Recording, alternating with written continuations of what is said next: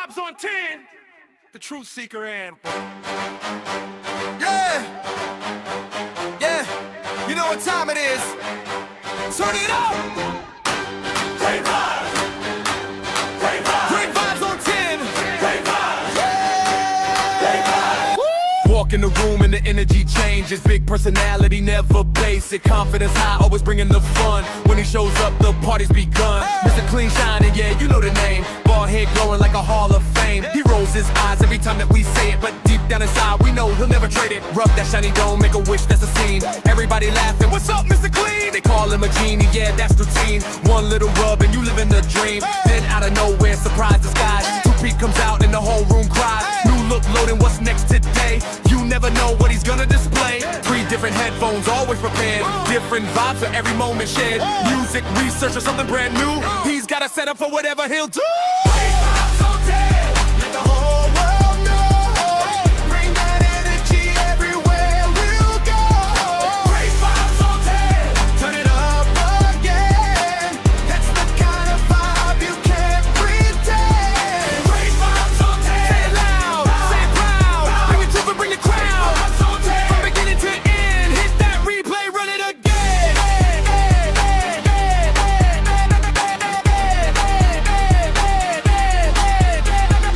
Always got questions, always digging deep. Looking for answers that others might keep. Not just the headlines, not just the noise. Searching for facts with a curious voice. Connecting the dots, putting pieces in place. Taking the time to examine the case. Facts on the table, questions in sight. Searching for truth from morning to night. Got great researchers helping along the way. Bringing information into the light every day. Doing the work, taking the time. Looking for answers and following the signs. And everybody knows when that moment arrives. The room gets quiet, everybody revives. You hear that voice, you know what's coming through. The phrase that nobody else can do. I know you fucking lie. Stretched out with style, the way he says it makes everybody smile. Can't copy the sound, can't copy the tone. That's the signature, that's all his own. Who brings the vibes? Great vibes. Hey, vibes. What number? Great vibes. And who wants the truth? Wait through. Turn it up. Great vibes. Great vibes on 10. Let the whole world know. Truth, laughs, and energy everywhere we go. Great vibes on 10. We're here to win. Bring the questions and dive right in. From the shiny head to the headphone stack. From the facts to research to the fun we bring back. Great vibes on. Bring that energy everywhere we'll go. Great vibes on 10. Turn it up again. That's the kind of vibe you can't pretend. Great vibes on 10. Say it loud, say it proud. Bring it to and bring the crowd. Vibes on 10. From beginning to end, hit that replay, run it again.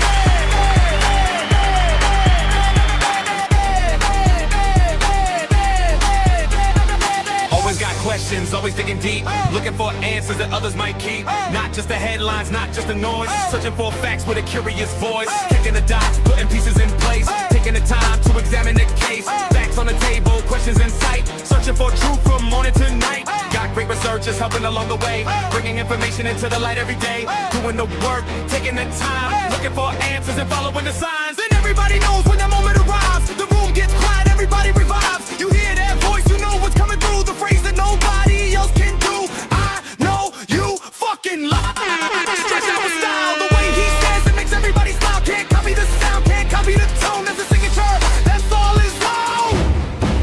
Who brings the vibes? Great vibes. Hey, vibes. What number? Great vibes. And who wants the truth? Wait through. Turn it up. Great vibes.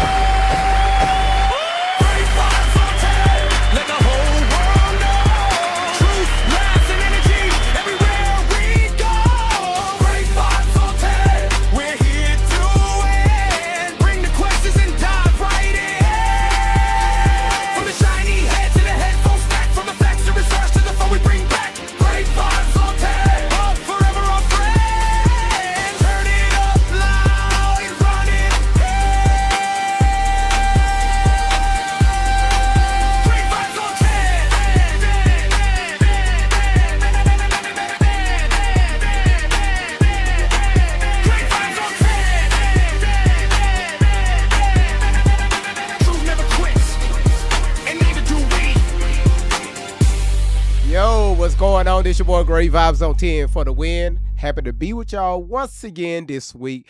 Today is what, Thursday, August the 27th, 2026, and we shortly about to enter the month of September. Sometimes can be the hottest month of the fucking year, especially at the beginning. So make sure y'all stay hydrated. Y'all stay cool because some of us we're about to be up under a heat wave that's going to hit us in a few days. And some of y'all are catching hell with some storms, especially if you're on the East Coast. You got some crazy ass storms going on right now. Listen, tonight we have to give y'all an update on this story we started a little over a month ago, maybe about 2 months ago, with this House of Horrors. If you're not familiar with this particular story, on June 30th, 2026, I want to give y'all an update.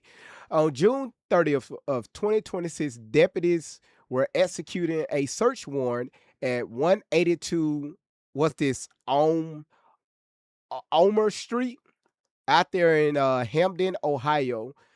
But when they got there, they found something completely different. Now they were serving a search warrant on one of the males that were staying there, and I think it was the husband to the wife that was staying there, along with other people.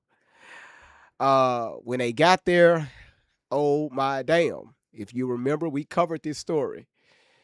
When the deputies got there, they saw some shit that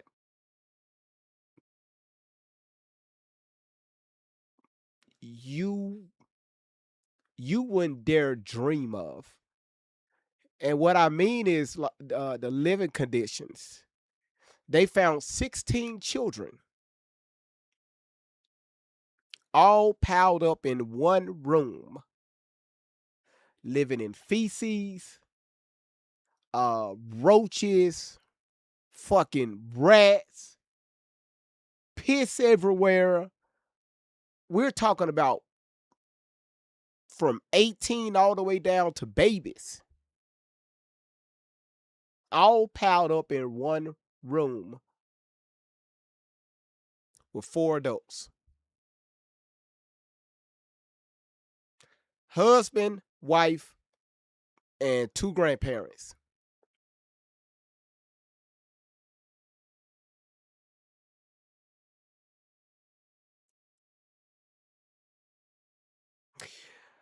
It was 16 children, about 20 months to 18 years old.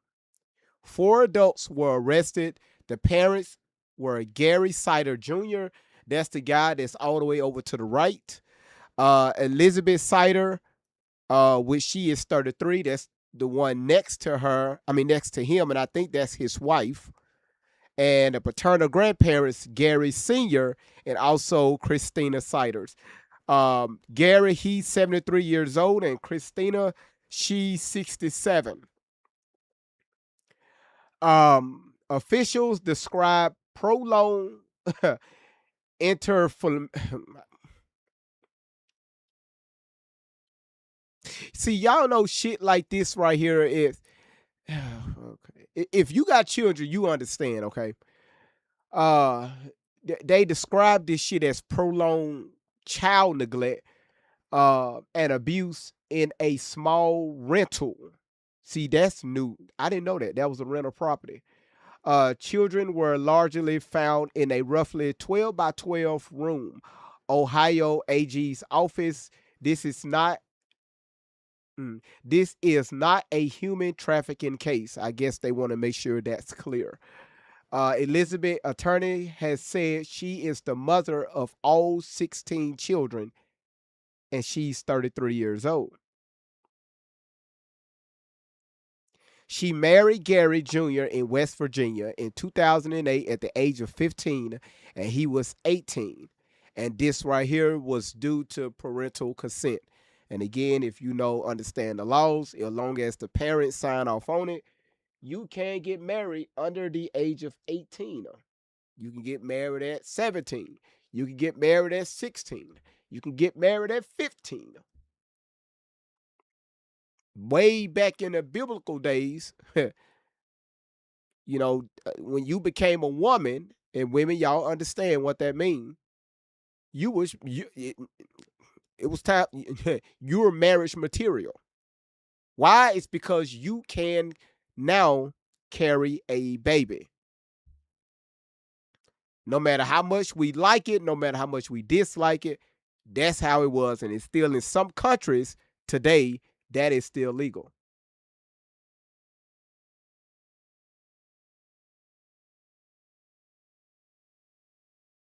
A set of premature conjoined twins born in 2022 died the same day of natural causes.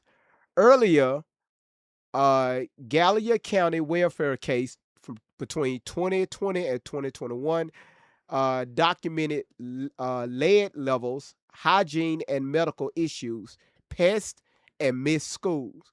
Children remain home up under protective supervision, and those cases later closed after case plans, whatever the hell that means. Now, I got to update all the way up until today, which is a lot of disturbing developments that has happened since June 30th. And this is now August the 27th. When we first covered this case, again, y'all, remember this right here was a developing case. And it was a lot of allegations going out. And what shocked me is that it was a lot of women in the comments alleging that, well, maybe the woman was being forced against her will. Didn't even know the story, didn't know what happened. They just, I, I, I, I, I, I couldn't put the story out more clear. You got grandmama, granddaddy, son, wife, and their children. And the first thing I see in the comments, she was held against her will.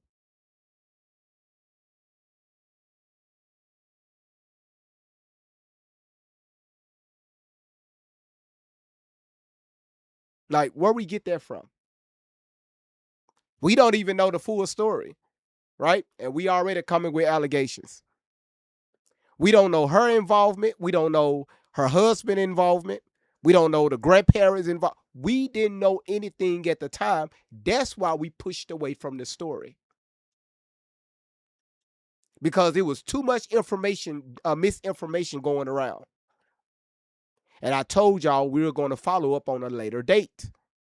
But then, we got tied up into the Nolan Wells case that we're still covering. We put it on pause simply because we're waiting for the grand jury or any new developing details that's going to have a major impact to that particular case.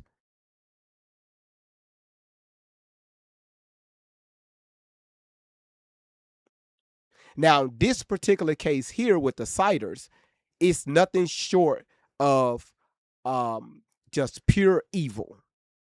It's no easy way to cover this story. It's no nice way of saying anything. So again, when my black ass crash out tonight, you got to understand. I'm going to speak for all the parents that have children. I'm going to speak for all the mothers. I'm going to speak for all the fathers.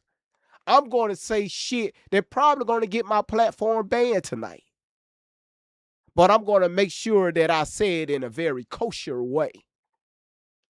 Y'all going to hear me say some shit that's going to blow your fucking mind.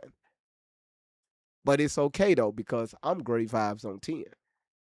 Now, again, if you never heard this story, just be ready to buckle the fuck up. Because this story is just disgusting all the way around. And check this out. There is going to be possible sexual assault charges.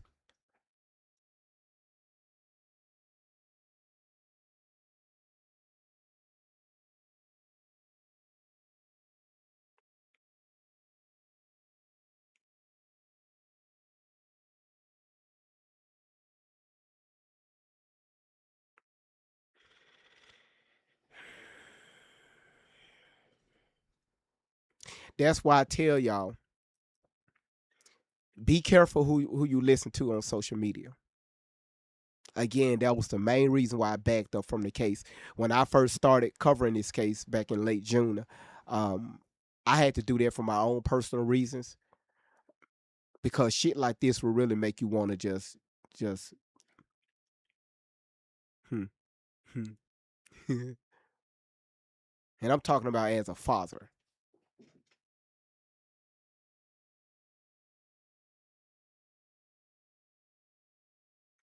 Hold on. Now, before we get started, everybody, welcome in. B. Gina, thank you so much for dropping that trigger warning because tonight will be a trigger warning. Okay, I'm just letting you know. Everybody, welcome in. Um, um, Thank you, Jeannie, for dropping that in the comments. Yes, it's going to be very disturbing. Um, Before we get started, I gotta show y'all something. All right. Now, do y'all remember yesterday when I first started the live stream? We was talking about people being black people being hung from trees, and we pulled up the stats, and we saw I think it was like 7 cases so far confirmed this year of um, black people being found hung from trees. Y'all remember that on yesterday? Hmm. Hmm. Can I ask y'all a question? And listen, I don't care what background you are. Y'all know this is not nowhere far from a racist channel. Cause it's first thing people going to say, well, Jeep, shut the fuck up and grow the fuck up. Grow some balls. Grow some bigger nipples. If you don't like what I'm saying, grow some bigger nipples and get the fuck off my platform. Because over here, I like to raise awareness. I want y'all to be careful who you decide to call your friends or even who you decide to call your family. Because most of our families, they only by blood. I don't have to be around these motherfuckers. Where anywhere in any law or any pamphlet, it says that because I was born and I'm connected to you by blood, that I need to be close to you. No fucking where. I don't deal with most of my own fucking family because they're a bunch of weirdos. And they be begging all the fucking time too. Lala, thank you so much for the DJ glasses.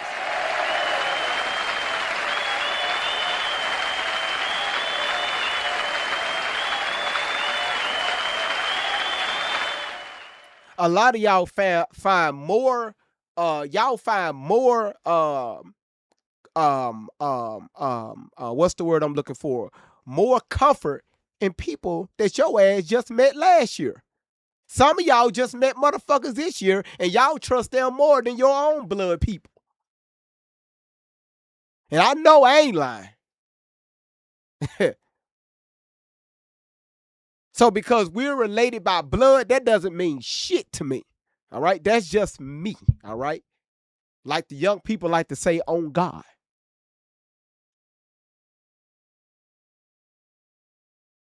I want y'all to check this out.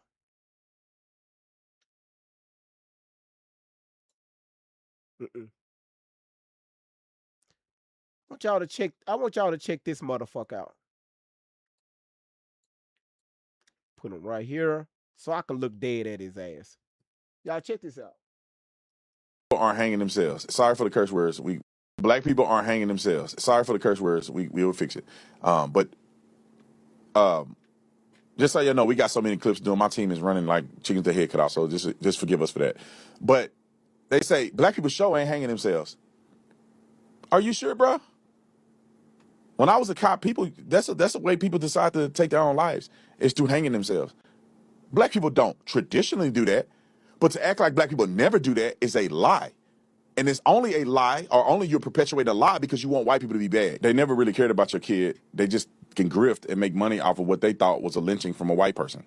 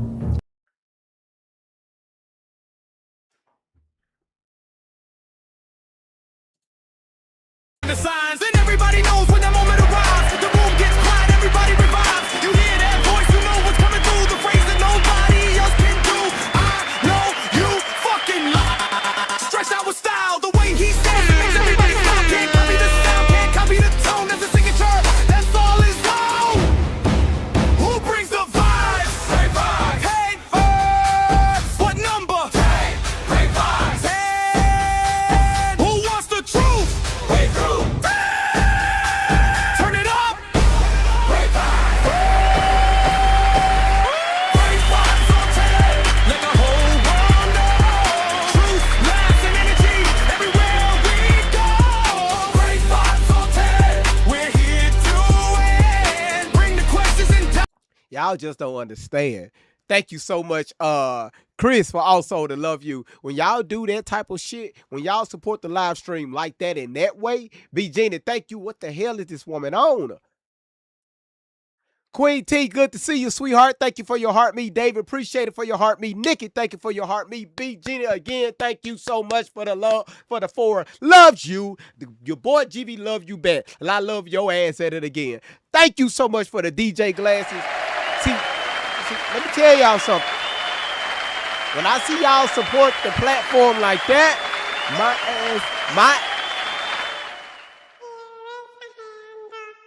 Shut your fucking mouth! Shut the fuck up, you cunt!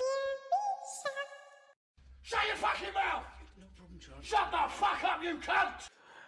Listen, La Love, thank you for the DJ glasses. Kelly, thank you for your heart me. Lady, thank you for that little teapot short and style. Here's my handle and here's my ass. Thank you so much for that. Pamela Grill, shout out to Pamela with the under control. Thank you so much for the Ricky, God damn it, Ricky, I appreciate that. Girl, my woman, goddammit, I love you. I love and look, keep shaking your ass on my screen. I love it. AJ, thank you for the team powers. AJ, thank you again for your team cheers. Mika, thank you again. La Love, thank you for your big booty cordial. I told you you had some ass. I'm going to get banned for saying that shit. If her husband come whoop my ass, I understand. B Genie, thank you so much for the goddamn shit. Man, goddamn it, B Genie. B Genie, motherfucking B Genie. Thank you for the gold mine. Duke, thank you for the heart me. And Duke, thank you for your finger hearts again. Pamela Grill, the one and only Pamela Grill. Thank you. She gets upset with me because she don't get these notifications and she be coming up here going off on my ass. Thank you for the under control again, because I'm going to get it under control one day. Now, y'all just heard what Officer Tatum just said about black people. When I was an officer, man, in Tucson, Arizona, we get calls all the time. I went to several scenes where black people were hanging themselves. In Arizona, you know what? Let's fact check that. You know what? Let's fact check that. I didn't even think about that. Let's fact check it.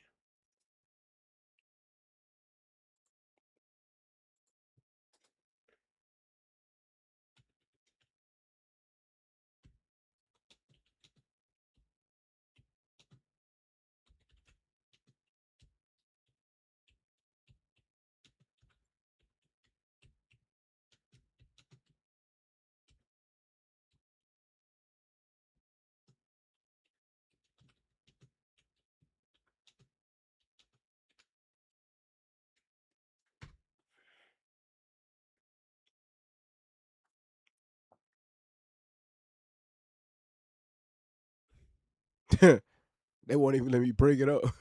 They telling me to call a number. Like, they looking like, bro, you good? They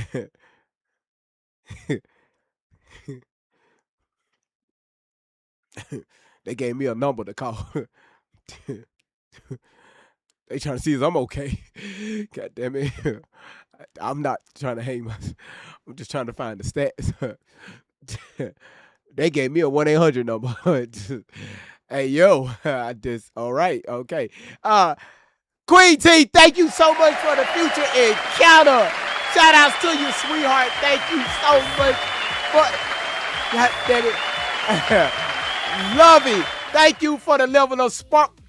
Shut your fucking mouth! Shut the fuck up, you cunt! Trinity, thank you for that record. You said they just found another black boy hanging and the police is harassing her, trying to get her to stop. All right, so with this House of Horror, I want y'all to pay attention. So I gave y'all an update so far on what's going on. Pay attention to this. There's some real concern with homeschooling, especially in Ohio, since it's changed in the last couple of years. What was happening with the Siders children before they vanished from the classroom? We're going back 1 year before the children stopped going to school because what we found may explain how they fell through the cracks. I'm Anjanette Levy, and this is Crime Fix.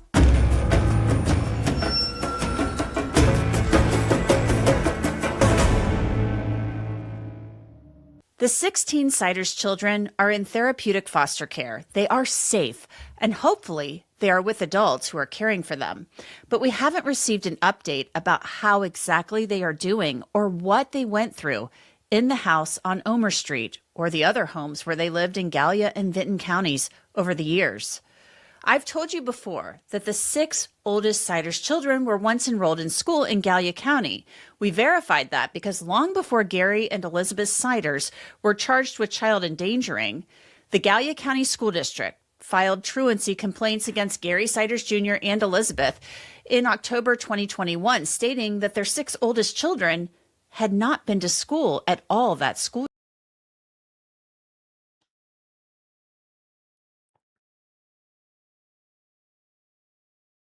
Complaint against parent, guardian, or other person in charge of, person in, this shit is scribbled up, hold on. Guardian or other person in charge of child. Yep, that's the mother's name. Yeah, I don't see a victim. I don't see the mother as a victim. Year. The school district considered them habitually truant, and the children were in danger of being labeled unruly children, meaning they were disobedient or didn't show up for school.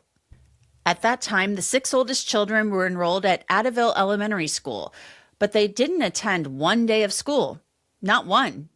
But a year earlier, the children were enrolled in online school. At that time, the oldest Siders child was 12, the second oldest was 11, the third was 9, the fourth was 8, the fifth was 7, and the 6th child was 6. For that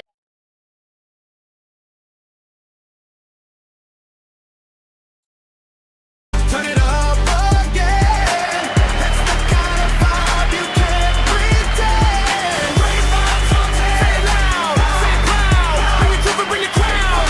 From beginning to end, hit that replay, run it again.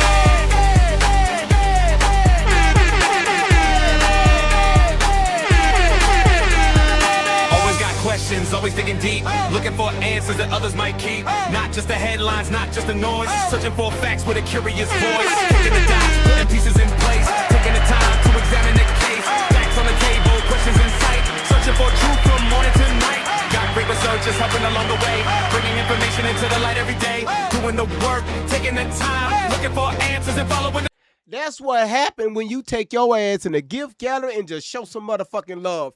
Miss Michelle, thank you for taking care of the gift gallery, taking the title with the media shower. Twice, 6,000 damn diamonds, y'all. Oh my goodness, shout outs to Miss Michelle. Thank you so much for showing love to the platform by getting that gift gallery. God damn it, I love that shit. I love that shit. Somebody put in the comments,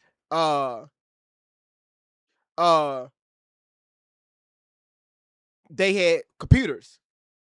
Now remember doing COVID in 2019, 2018, somewhere up in there, 2020. The school supplied the computers, remember?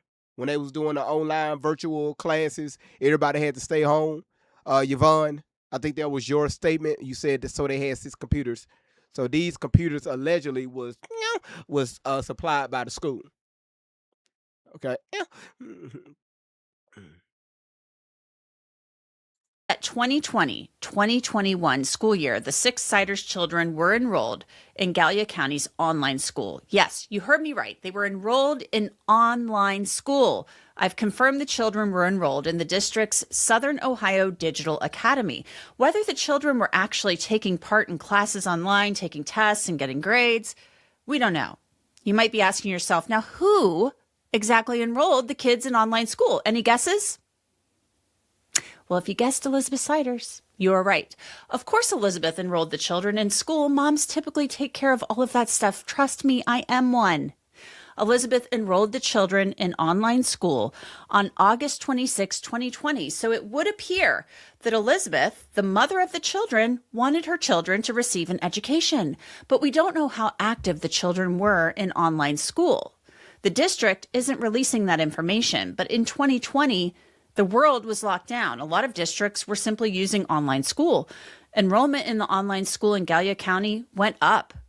Now, during the last school year, Superintendent Philip Kuhn says 284 of the district's 2,100 students were actually homeschooled. That's different from online schooling. Philip Kuhn is going to join me here shortly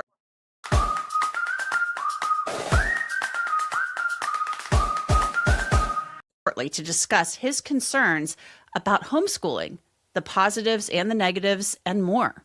If you love digging into the details of crime cases as much as I do, you have to download the Law and Crime Plus app. If you haven't checked it out yet, hear code CrimeFix and start exploring today. Back in 2020, the children would have been living in this house on Honeysuckle in Cheshire. I've told you about the house before. A woman who works nearby told us the house was so trashed after the Siders moved out that the owner had to renovate the place. She said there was human and pet feces and urine in the house and trash. Do y'all hear this shit? Again, as a parent, even if you're not a parent, if you have any decency, hey Brittany, how you doing? If you have any decency, if you know your ass is not in a position to even take care of yourself, let's not bring children into this world.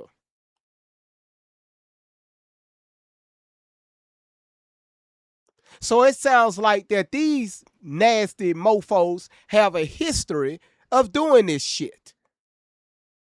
This shit didn't happen overnight, especially when we first covered the story back in late June.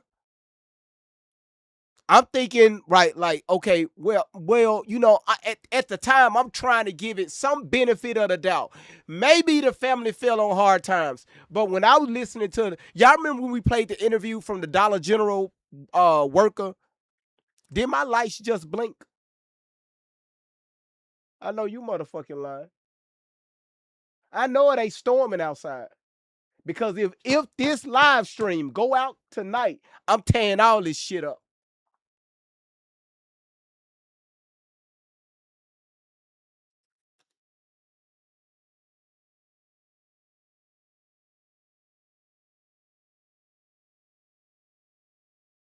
Yeah, that's what I thought. Sometimes you got to speak to the weather. Keep all that noise down outside. So again, what was I saying? I was trying to give the young lady, I was trying to give the family the benefit of the doubt, especially, you know, I was like, okay, maybe they feel on hard times. But when we heard that interview from that Dollar General worker, y'all remember when the workers alleged this right here, when they used to come over there to the store, how the girl, how did they see the daughters, they had their hair down, covering their face. They wasn't allowed to show their face. And come to find out it was other things that was going on, the reason why their face was covered. We're talking about children. And she also talked about how these children had an odor. How these children had an odor so undescribable, where it left an odor inside of the local Dollar General hours after they left the store. Mr. James, you said we need your platform. What you mean y'all need my platform? Who is we? Mr. James, what you talking about? What you talking about, Willis?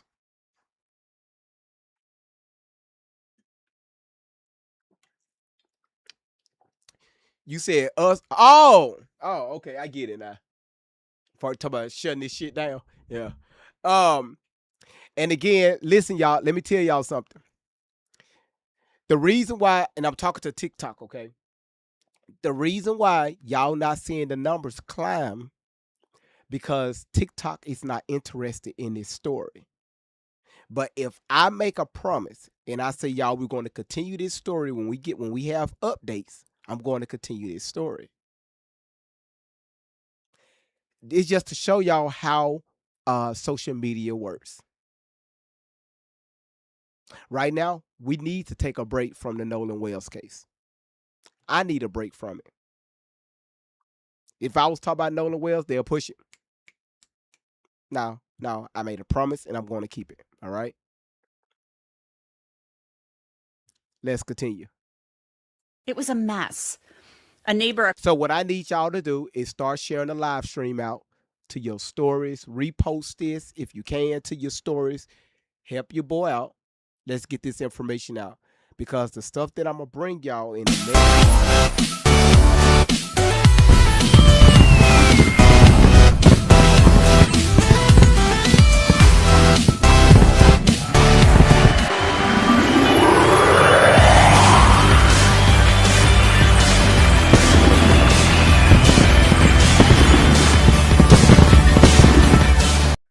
Sister Soul, ma'am, don't be coming in here making all that noise. Don't do that. Don't come in here making all that damn noise, okay? We trying to cover this story. You throwing fireworks and shit. The 4th of July is well over with.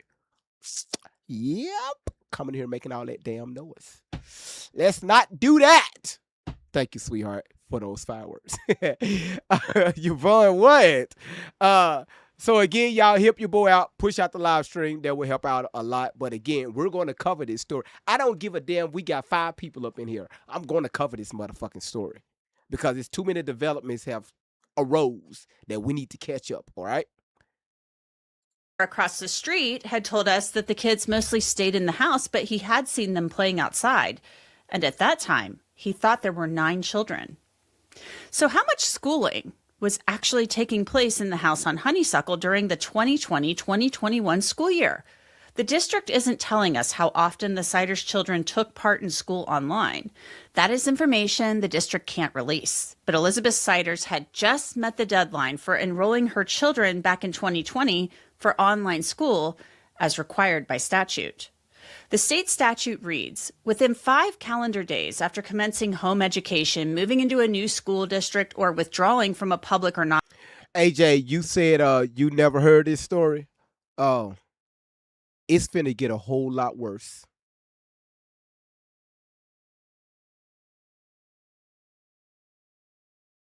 That's why I gave y'all that's why the moderators put in the chat trigger warning.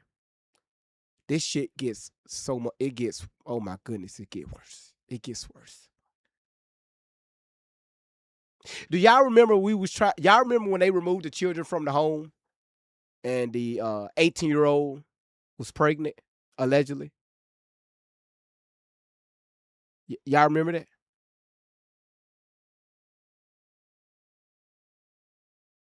Allegedly. Everything that I'm saying is allegedly. Again, y'all, it gets worse. On public school, and by the 30th day of August each year thereafter, the parent or guardian of a child receiving a home education shall transmit a notice to the superintendent of the child's school district of residence. The notice shall provide the parent's name and address, the child's name, and an assurance that the child will receive education in the subject areas required under this section. The child's exemption under this section is effective immediately upon receipt of notice. The district superintendent shall provide a written acknowledgement of the superintendent's receipt of the notice to the parent or guardian not later than 14 calendar days after receiving the notice. Now, that was the homeschooling information. This raises another question. Why did Elizabeth Siders wait until the deadline to register her children for online school? And where? Now, again, y'all, if you're new, look at the top. The grandfather is to the left, because the names that they're throwing out, I want to make sure, because when this shit gets deep, again, I'm telling y'all, feel free to step away from your cell phone now. All right.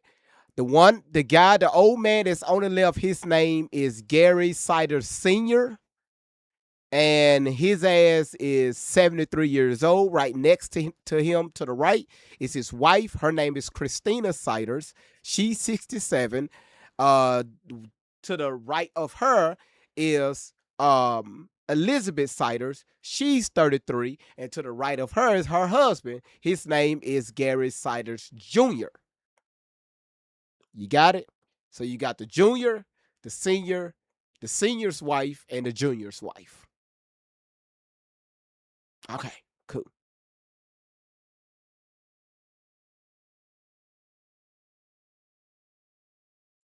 Were they attending school before 2020? There's only one other school district in Gallia County.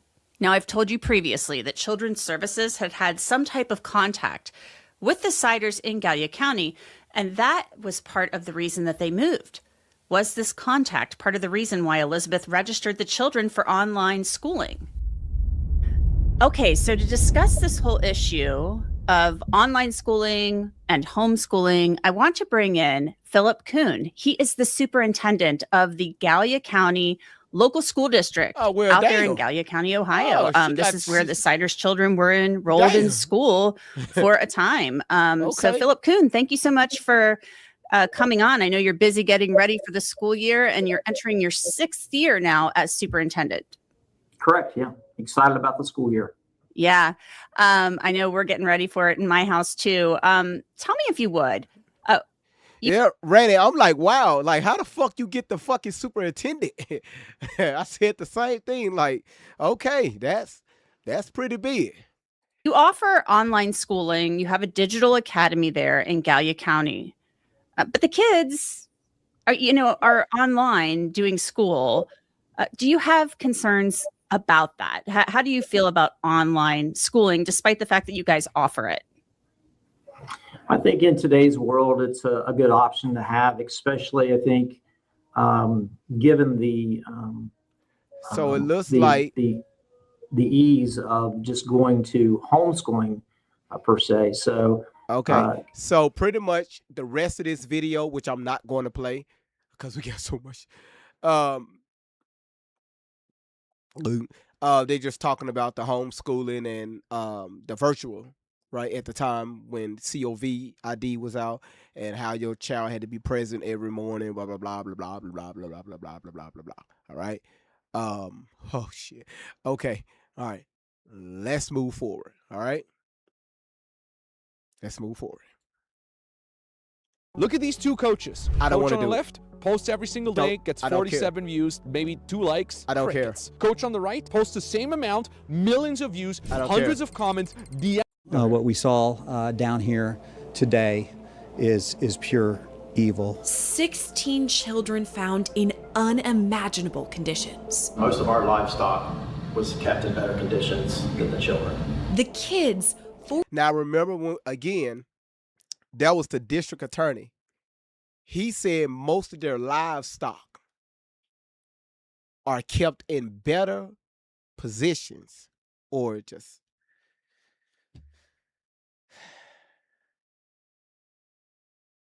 than what the fuck they found inside their house.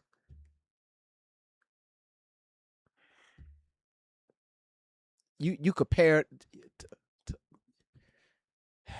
forced to live in a 12-by-12 room in rural Ohio, starved, neglected, illiterate, and according to the Attorney General, some even unable to speak. It looked like almost feral animals. It was terrible. Here's everything we know so far about the Siders family house of horrors.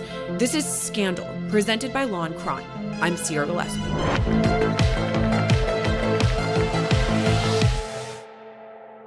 The conditions are out of a horror movie. A 12-by-12 room in rural Appalachia where 16 children are hidden from the outside world, not even allowed to attend school or leave the house. The conditions are unlike anything I've ever reported on before. Conditions you cannot even imagine people being in, let alone children living in. Where they're covered in bugs and squatting and had that like distant look in their eyes. It was terrible. But all that is just the beginning. There's reports of an indecent exposure charge. Medical bills so severe they could bankrupt a county, a child bride, and even conjoined twins. So what do the accused have to say for themselves? It's not illegal for something to be dirty. It's not illegal for a home to be unkempt. That's a defense attorney for one of the defendants, and we'll hear more from him later. But first, one of the only... I know you just didn't sit your light-skinned and white-ass rice-looking ass up there and say some dumb-ass shit like that. Yeah, we know it's not illegal to do some shit. What about human boy, motherfucker, you ever heard... Goddamn. So why these kids in child protective services right now? You dumb fuck. This what I don't like about the defense attorneys trying to defend some shit like this. It's not illegal. Motherfucker, these kids didn't ask to be here. Hell with your spaghetti neck ass. It's not illegal. What the fuck y'all talking about? Shit. Motherfucker, I'm getting paid. Your ugly ass. Phrases we've heard so far from the accused child abusers is this little clip. And how do you plead? Stop. This is not the time for you to argue your case. These are serious allegations. We're taking a deep dive into this case, breaking down all the leads, debunking rumors, highlighting the facts, and even hearing from Law and Crime's very own Anjanette Levy, the host of Crime. I'm sorry, did I say spaghetti neck? My bad, pup. It slipped out. The main neck was long. Again, that's why they put the wrong motherfucker behind the microphone. I gotta be careful. Everything that I have in my mind, I can't say it. I don't need to say it. It's not wise to do that. My father taught me better than that. I wasn't raised like that. So I'm going to try to be careful on the things that I say, but I'm not responsible sometimes of the bullshit that come out of my mouth.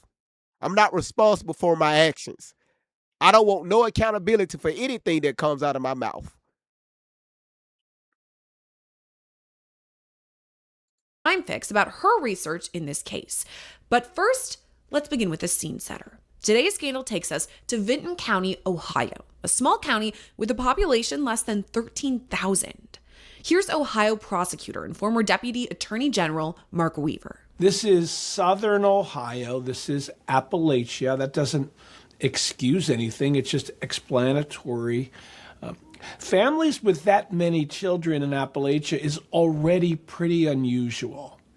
You don't see families with 7, 8, 9, 10 or more children typically in Appalachia. And then if you do, you certainly wouldn't see them confined in such a small room or such a small house. This is one of the smallest counties in Ohio, Vinton County, one of the poorest counties in Ohio. For the past 4 years, Vinton County... This is how my employees clock in today. This little thing has helped my business save tens of thousands of dollars. Remember how we used to clock in? Yeah. Ohio has been home to the Siders family. 73-year-old Gary Siders Sr. This motherfucker right here. The hell is this shit? I don't give a damn. You do harm to children. I don't give a fuck about you, how you look. I don't give a damn how old you are. That's why his eyes fucked up. He don't know which way to turn. He don't know which direction to be focused. He never been focused. So you could call me whatever name you want. I don't care. The moment you do harm to children, I can give a flying fucks about you and your family. He's always confused. He's always looking every which way. His wife be telling him to look at her. Baby, I am. Baby, I'm looking at you. Listen, thank y'all so much for being here. Listen, Tay, I know, but again, that's why I'm putting out a trigger warning. It gets worse. All right, I started this story back in late June. I have to see it through while we get new information on the Nolan Wells case. I made that promise because remember, we got a hearing about Charlie Kirk on next Tuesday. You said how much worse? Oh shit. Again, if you gotta stay away, if you gotta get away, get away. His wife. And again, y'all, do not forget, y'all, let's go ahead and finish that gift gallery out. When I see y'all showing out across the screen, it makes your boy just keep going, just like what AJ just did. I don't know why the fuck she give me some headphones. I got plenty of headphones around here. Got headphones right here. I got headphones over there. I got headphones right here. I got a secondary headphones right here so I can hear the audio coming from this laptop. Thank you for another set of headphones. I really appreciate it. You can never hear too much. 67-year-old Christina Siders. Now look at this ugly motherfucker right here. I don't really give a damn. Report my channel.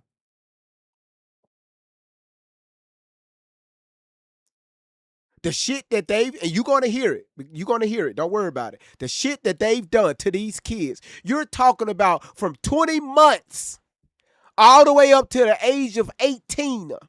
The 18-year-old young lady can't even spell her own name.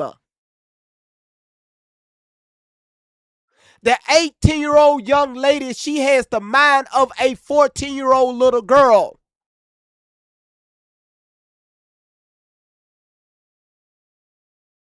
Because of these sick scumbags. That's why I'm not going to be nice on none of this shit.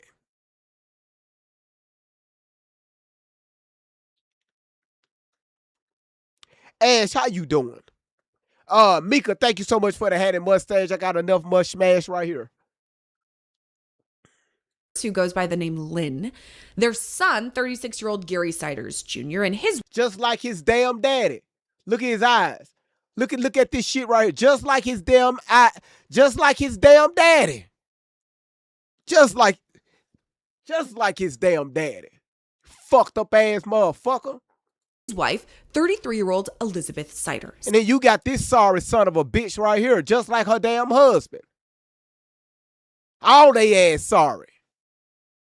Well, GB, they could have gotten out. No, they move around and still conditions like this. But you keep laying down, her and her fucking husband. You keep laying down, making more babies, bringing your kids, isolating your kids from this fucking world. Ain't nobody force you to have your kids and have them sleeping in piss and doo-doo and all this bullshit. And your fucking parents stay there.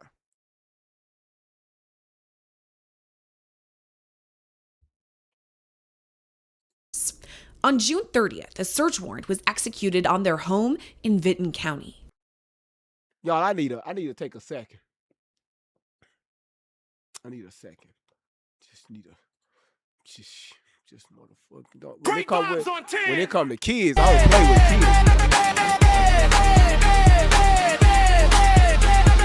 Always got questions, always digging deep, looking for answers that others might keep. Not just the headlines, not just the noise, searching for facts with a curious voice, connecting the dots, putting pieces in place, taking the time to examine the case. Facts on the table, questions in sight, searching for truth from morning to night. Got great researchers helping along the way, bringing information into the light every day, doing the work, taking the time, looking for answers and following the signs. And everybody knows when that moment. I have a huge heart with for children. A huge heart. Oh shit. Let me get that back on. I have a huge heart. Sorry, YouTube and Rumble. That was a glitch. That was my bad. There it is.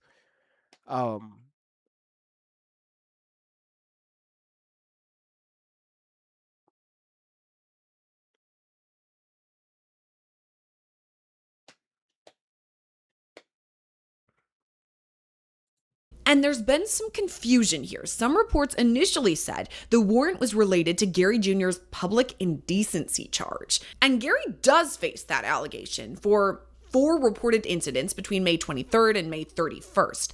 But that's not what the search warrant was related to. Here's Gary Sr.'s attorney, Dorian Baum. It would seem pretty odd for a couple of misdemeanor counts of indecent exposure to generate the type of response that happened at this house. I would also be very interested to see what this search warrant said what the basis for the search warrant was, how they were able to obtain such a search warrant, because I have a hard time believing, first of all, if all it was an arrest warrant, then none of this could have happened. So clearly it wasn't just those charges, because if it were, they would have a simple arrest warrant, they would ask for Mr. Siders Jr. to come out, and that would have been the end of it. So obviously there was more there. I'm sure that I and all of my other colleagues who are representing the co-defendants will all be very interested to see what the basis for the search warrant was. We'll talk more about that during our interview with Anjanette, but so far, Ohio officials are keeping tight-lipped about why they were there in the first place. All we know is that they were there to serve a search warrant and came across a scene no one expected. I've been doing these types of cases for a long time. I spent a big portion of my career dedicated to prosecuting. Is this motherfucker trying to defend on possible why the police should have never entered inside the home? Sir, let me tell you something. Yes, you can execute a warrant. You can go serve a warrant. Normally, when that happens, the police around your motherfucking house early in the damn morning, catch your ass while you stealing your motherfucking boxes. So, of course, when they knock on the door, somebody answer. This is what you call the plain view doctrine. When you open up that door, you can see shit. If you observe some shit that's unsafe and some that you know some shit shouldn't be going down, you have every right by law to act by that. If you see some shit that's unsafe, especially with kids, they did what they had to do. How the fuck can you defend that? Search warrant or not? Motherfucking crazy ass defense attorney. How the fuck you gonna try to defend some shit? These types of cases, and I can tell you this: look into the this is damn pure house. evil. What we saw down here today is pure evil. You can smell it. You see fucking car seats and shit out there in the fucking yard, so you know it's kids in the house. You can smell the fucking odor coming. What do you want the officers to do? Because if the officers would have never did anything, that shit would have came down on the officers. If anything, if one of them kids would have died like a few weeks later, and they found out that the officers made that scene to conduct an arrest warrant, the first thing that probably the DA is going to ask them, well, did y'all observe anything while y'all was there? Did y'all see anything? Did y'all notice anything out of the norm? So it's almost like damn if you do and damn if you don't. And I have to commend the deputies from the Benton County Sheriff's Office and our agents from Ohio BCI who went into really kind of one of the worst environments that I've seen in my career, and were there for those children in their time. If Officer Tatum was still an officer, he would have ran up in there and grabbed all those kids because they're white.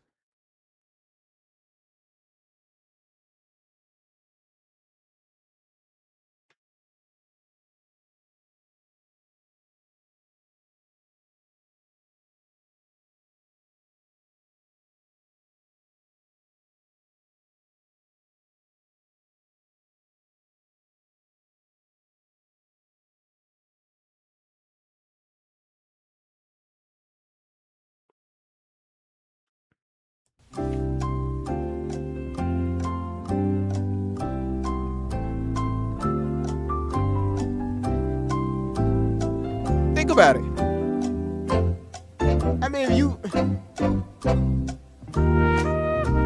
just take time to sit back and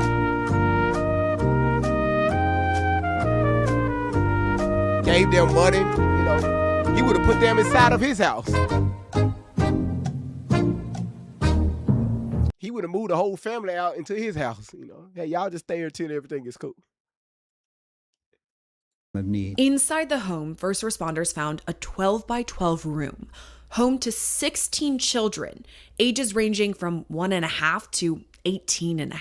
We will tell you that several of the children are in serious condition. 2 of the children had to be care flighted to level 1 trauma centers because of the nature of the injuries, and it's very, very is very, very serious, obviously. The AG actually refused to discuss the kids' emotional state and would only comment on their medical condition. I will tell you this, their medical condition was so severe that the number one concern of the folks who are law enforcement officials who were there at the scene was getting them medical treatment, getting them to safety, to the point where literally their lives were in danger at the time. When first responders got a look at the conditions and the sheer number of children, they knew they had to call for backup. Multiple agencies were deployed in this case, including the Hamden Fire Department, Benton County EMS, Jackson County EMS, Jackson County Sheriff's Office, the Ohio Department of Natural Resources, and of course, the Ohio Attorney General's Office. It came as no surprise to me that the Vinton County prosecutor is partnering with the Ohio Attorney General office where I used to work as the Deputy Attorney General, and because there's many more resources available, both through the state's Bureau of Criminal Investigation, which is the premier unit of investigators in the state, and through the Special Prosecution Section of the Attorney General's office. So normally a small town prosecutor's office like Vinton would have 3 or 4 prosecutors who do felony cases at most. So they're going to need the help of the Attorney General's office to bring this significant case with lots of evidence and lots of troubling details. Before we get into the charges and allegations, rest assured they do come. Let's first talk about the kids. According to officials, they don't even have access to birth certificates for all of the kids. But from the information we're gathering, there are 16 total. And that means Elizabeth Siders was pregnant almost every single year from 2008 until 2025.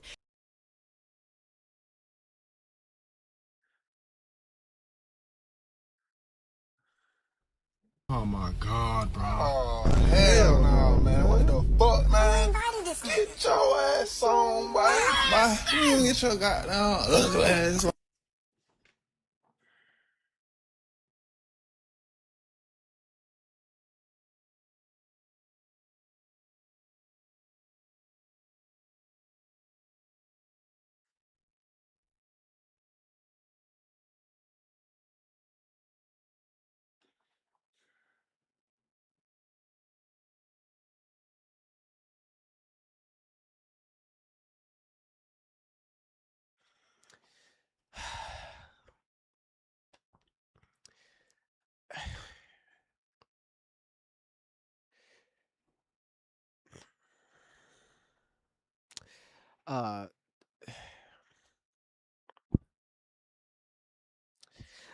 Thank y'all so much for being here. If y'all can, Chelsea, thank you so much for sharing out the live stream. Everybody right now, share the live stream out. You cannot provide a stable home from the kids you did have at the time. But y'all managed to lay down and fuck all day, every day, and y'all bring in a child. Bring a child into this world every single motherfucking year.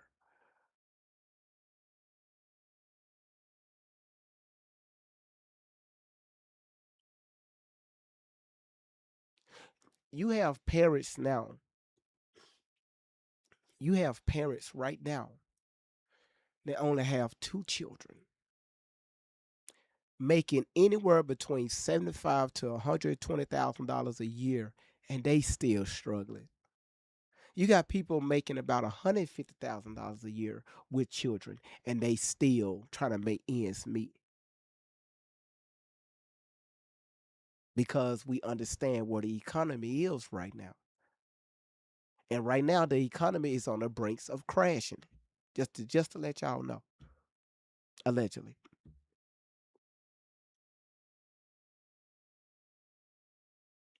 And y'all mean to tell me the shit? Y'all not even working?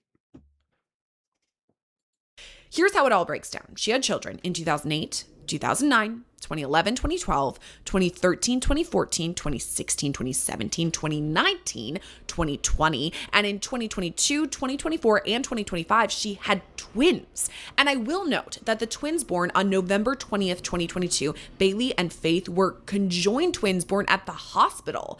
Now, they were born prematurely and died of natural causes. And there also may have been more children who were stillborn. That's something we're still working to confirm. But at present, Elizabeth and Gary Jr. have 16 kids that are alive. And their ages are 1, 2, 4, 5, 6, 8, 10, 11, 13, 14, 15, 16, 18. And keep in mind, there are some twins in there. And I also want to note there has been some discussion about the oldest person at age 18 being considered a child. Here's what officials have to say about that. The young person's mental capacity, she is, we believe, developmentally disabled. Couldn't even spell her name at 18. And so she is developmentally still a minor. And that leads to the condition of all 16 kids. Some of these children couldn't even speak. Yeah. So, I mean, we're talking, this is very, it was terrible. I mean, it looked like almost feral animals. It was terrible. So when we're talking reading and writing and education, we're talking a whole nother level of expectations here. Like it's hard enough just to get these kids to be able to the 18-year-old can't spell her name. According to officials, there's no sign any of the kids were born at the house, but that's still under investigation, as is the grotesque condition in which they were discovered. It was disgusting even where the kids weren't. I would think it's typical. Most law enforcement have experience with homes in a similar fashion.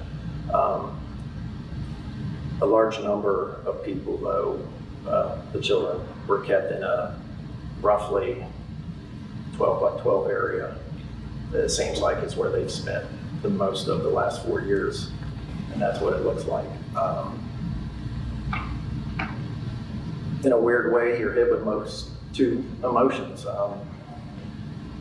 There is joy when we realize that we're about to change 16 lives for the better. But you're also, it's hard. These people have been here for about 4 years, and we've talked to some people who live in the neighborhood who said, I had no idea that kids were even home.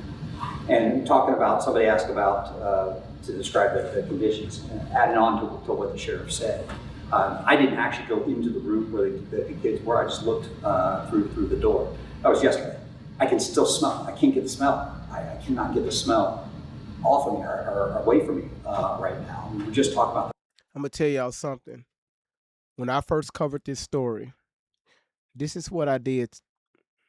This is what I started drawing out in my mind.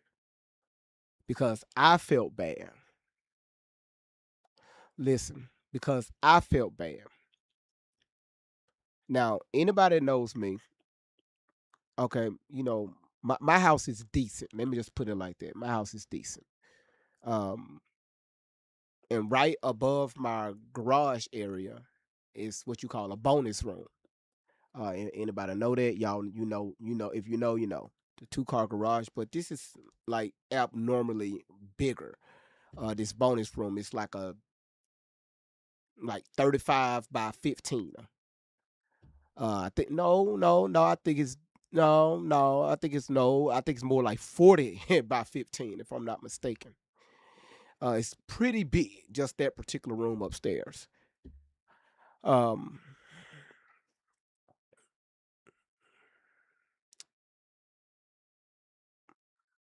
What I did, well, I'm still working on now. I took that particular room and now I'm breaking it up. Right now I got the wall, the studs up. Now again, I don't have no blueprints. I didn't draw shit out. I saw it in my mind. I'm building 2 rooms with a lounging area with an extra closet inside of that particular room. So I just turned 1 room into 3 rooms, 2 bedrooms, a lounging area, extra closet, and it's still more room to move around. So I just ran HVAC to all the rooms. I just ran electrical to all the rooms. And what's next now, what I have to do, that's why sometimes I be a little late going live. I'm in the process of putting the walls up. So that's what I've been doing. Now, of course, it's going to add value to my home, but it just, this particular story right here when I first covered it, I said, you know what? No. So that's the positive thing that I took away from this damn story. And yes, I am pretty good with these hands. It's a lot I can do with these hands. A lot. A lot. A little while ago.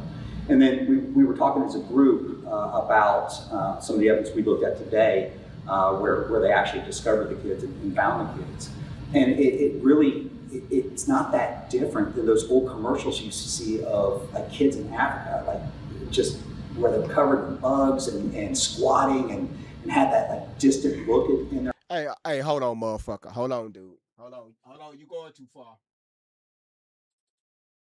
Hold on. You going too far. All right. What these commercials do is they take the poorest areas in Africa and they advertise it as if Africa is looking like that. Motherfucker, Africa is damn near wealthier than the United States of America. Africa is richer than this fucking country.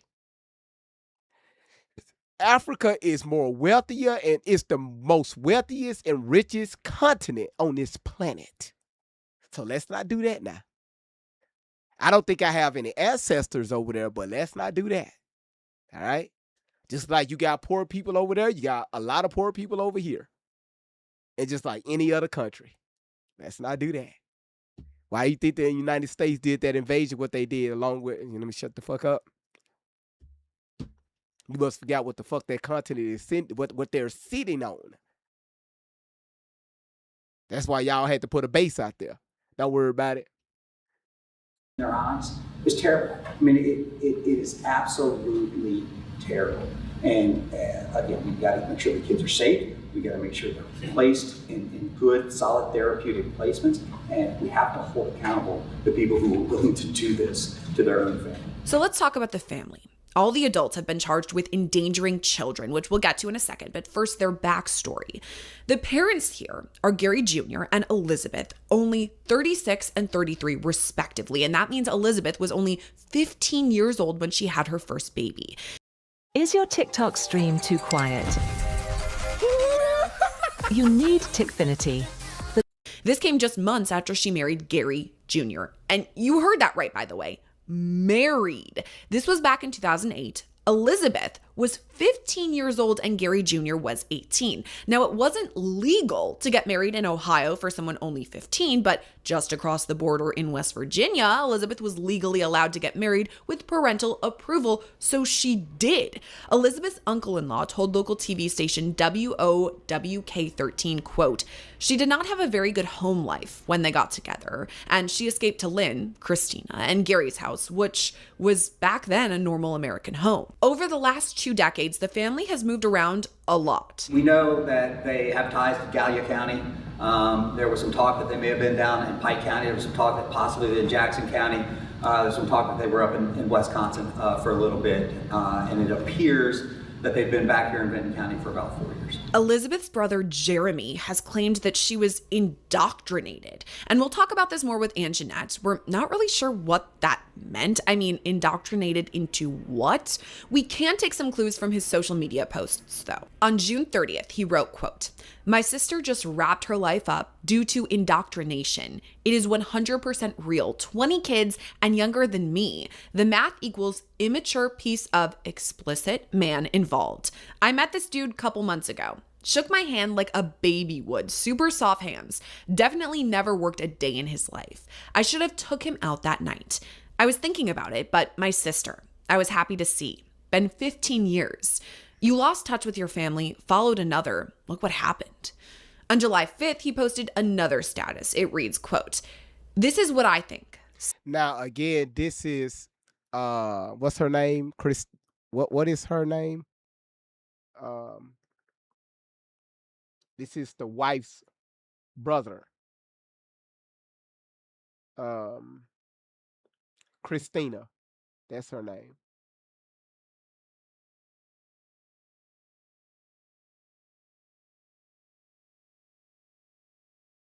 Right, y'all? Is that her name, Christina?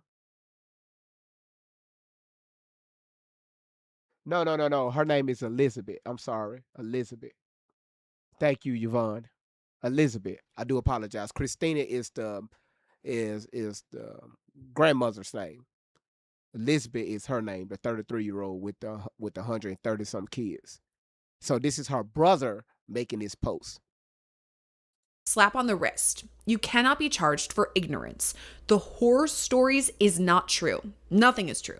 My sister and her husband really did do their best to their IQ. Allowance is the one to blame. Low IQ, getting that money, similar. Just like me, only on plus 500 app.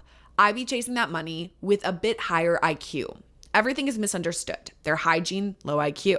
The man of the house is responsible, at most. He is the leader, leading followers. That's what I think. Again, we're going to talk about all of this during the interview. The possibility that maybe there was something else going on here, that maybe Elizabeth herself could have been a victim too. And in fact, her defense team is still trying to figure all of that out. It is my understanding, and I believe it is the prosecutor's understanding as well, that my client, Elizabeth Siders, has no criminal history. So when the court is looking at deciding what the bond is going to be set at, there are factors that are enumerated out for the court for them to help them make that decision. Ultimately, in this case, there's a lot of attention given the fact that you are all here, and it puts a lot of pressure on the court system. It puts a lot of pressure on the media as well. For my client specifically, not having any criminal history, to my knowledge, not having ever been charged with failure to appear, starts to mitigate some of those factors. Some of the things that courts will look at in a case like this is what does that criminal history look like? Have they ever been charged with failure to appear? Because we're trying to determine this is the worst audio. Like this. At this point in time, we are still not sure, at least at my office. There's an interesting reply from the prosecutor about this too, whether Elizabeth herself could be an additional victim. According to her attorney, she's not a victim. So we'll let him decide how he wants to address his representation of her. Victim or not, we still don't know. What we do know is that all 4 adults have been charged in this case. Now, originally it was with 17 counts, and that was later amended to 16. I'm going to go over it with you because these are serious allegations, and I think it's important that you understand what we are talking about, all right? These complaints are identical. They each contain 16 counts of endangering children, which is a violation of Revised Code 2919-22B1 and 2919-22E2D. All of those counts are felonies of the second degree. All of those accounts allege that you did in Hamden on or about June 30th, 2026, unlawfully abuse a child under the age of 18, and that violation resulted in serious physical harm to that child, okay? If the defendants are convicted, here's what they could face. Each of those felonies of the second degree is punishable by 2 to 8 years as a minimum sentence and a maximum sentence of 12 years in prison. A maximum fine of $15,000 and 18 months to 3 years of post-release control. All 4 adults appeared in court for the first time on July 2nd. The first 2 in court were Gary Sr. and Gary Jr. side by side. How do you plead?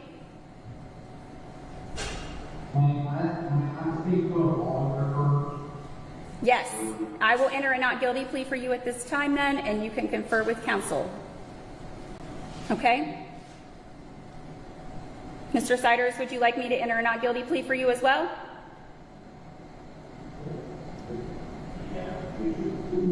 Until you have the chance to speak with an attorney? I will do that. They were both very quiet, hardly speaking, even when bond was discussed. Your Honor, may please support at this time. The state would be requesting a $300,000 cash surety bond.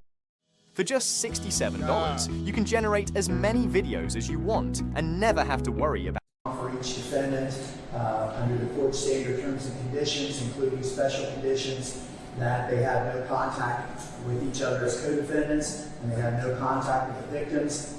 And if they are able somehow to post bond, that GPS monitoring at their expense. Do you have anything to say as to any of that?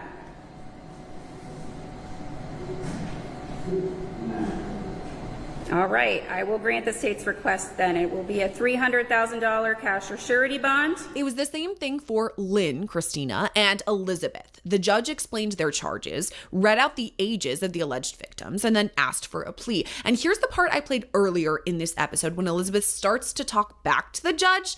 I'll let it play out in full this time. Do you understand these pleas? And how do you plead? Stop. First of all, I want to remind you of your right to remain silent. This is not the time for you to argue your case. These are serious allegations, and if you are unsure on what to do, I will enter a not guilty plea for you until you can consult with counsel. Okay? I also need to advise you that because these cases came before this court on a complaint, as opposed to through an indictment by the grand jury, you have the right to a preliminary hearing. And that's a matter you can discuss with counsel once they're appointed as well. All right? All right. So I will enter not guilty pleas for both of you at this time until you have the opportunity to discuss this case with counsel. At that time, bond was set for all four defendants, $300,000 each. But the problems just kept coming. To start, the children were taken to medical facilities for care and later placed in temporary custody of the Ohio Department of Job and Family Services. But finding a safe place for them could be kind of tough. Because as you can imagine, placing 16 kids in a county of this size taxes the resources. I have assurances from the governor and from the Department of Children and Youth, the governor's staff, that they will provide whatever we need, whatever resources we need to support these kids and help protect these kids. And that's not the only medical expense the county could face. His medical care could potentially bankrupt Vinton County. This was a new update just this week when Gary Sr. was given bond and taken to the hospital. Gary Siders Sr., the older Gary Siders, was provided with a bond today, an OR bond. Let me explain the circumstances around that. First, let me stress, the community is not at risk because of this bond. Yesterday, as you all know, where they just to let y'all know, they had to put this motherfucker on bond. He's going to explain what type of bond it is. Because they said if it was, if something like if the court or something would have, they would have had it up underneath their name or something. I don't know. He's going to explain it. It would have bankrupted the fucking county.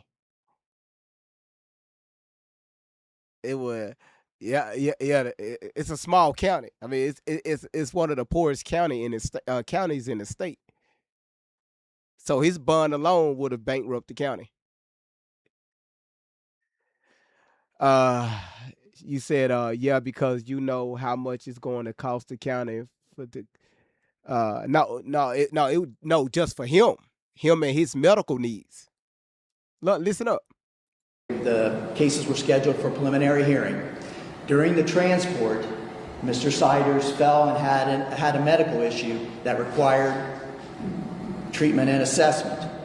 O'Blenna's Hospital was where he was taken, and it was determined at that point upon some tests that O'Blenna's did that Mr. Siders Sr. has a serious medical condition that requires specialized care in a hospital outside of this area.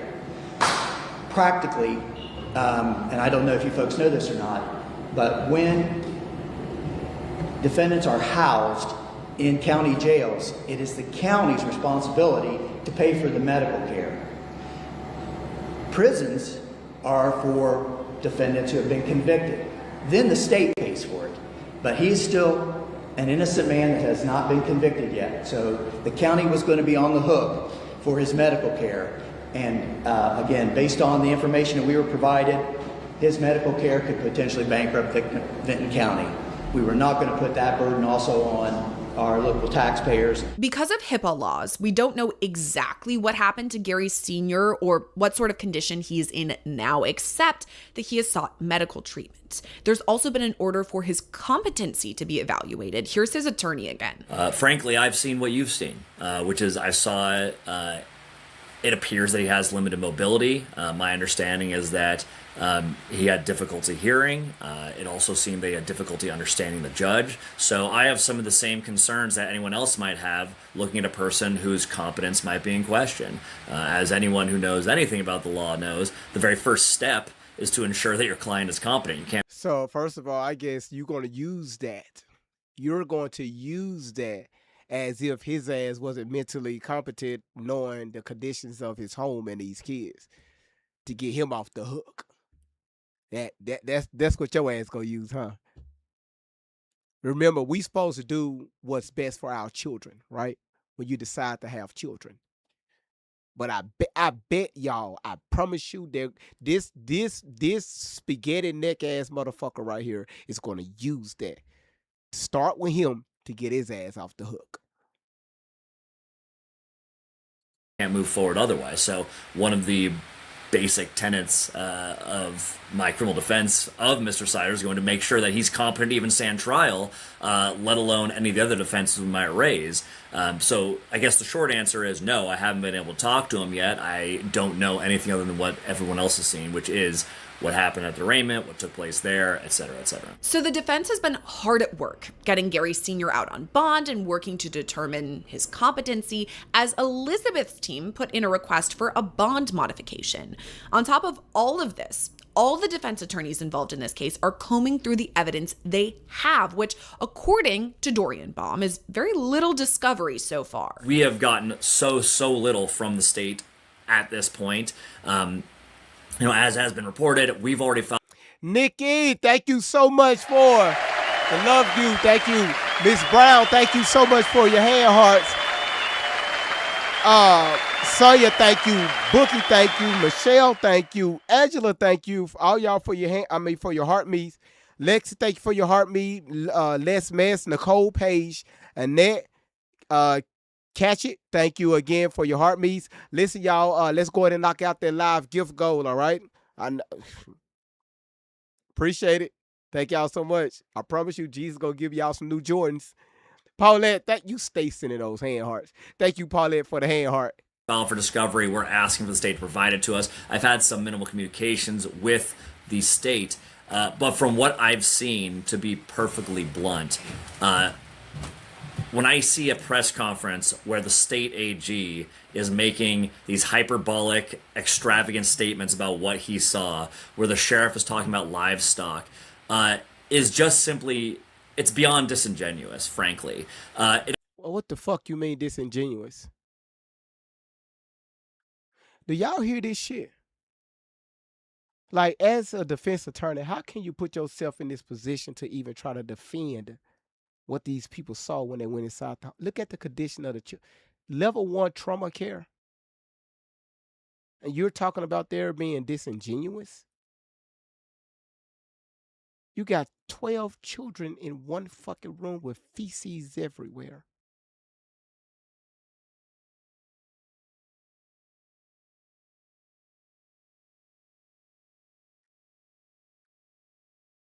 Yeah, Kiki, we saw that fucking house.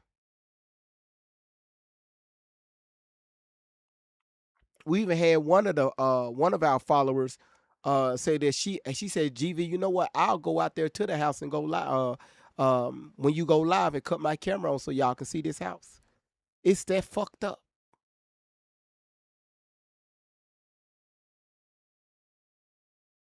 It appears to me, from what I understand, that these people are really just trying to criminalize poverty and extremely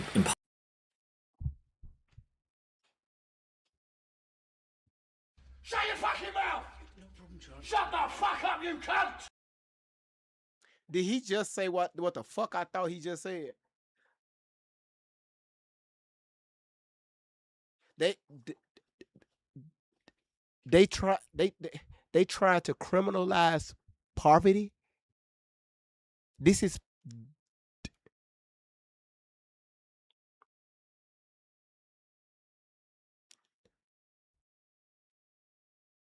Who mans is this?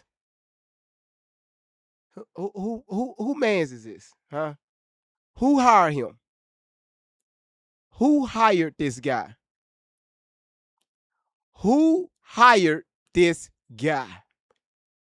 I bet you it's one of y'all in the chat. Now, they couldn't fix it, Lulu, because the mama and the fucking daddy was busy laying down fucking, having kids every fucking year.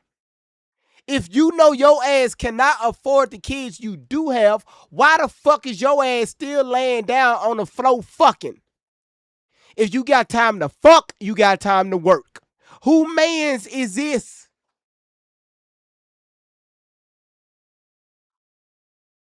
I bet you his motherfucking Roman noodle looking ass, he don't even have kids. Impoverished family.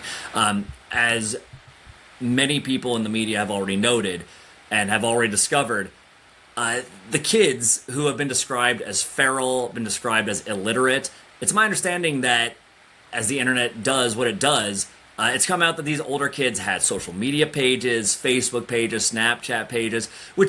Boy, you motherfucker. Dumbass, that don't mean shit.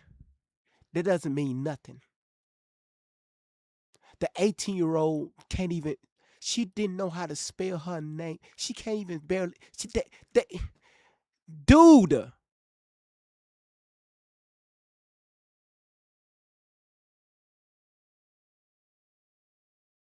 Did you hear how the locals, when they saw these children up close and personal, what they described? Did you pay attention to that? You think we were on social media making shit up? These were coming from the locals.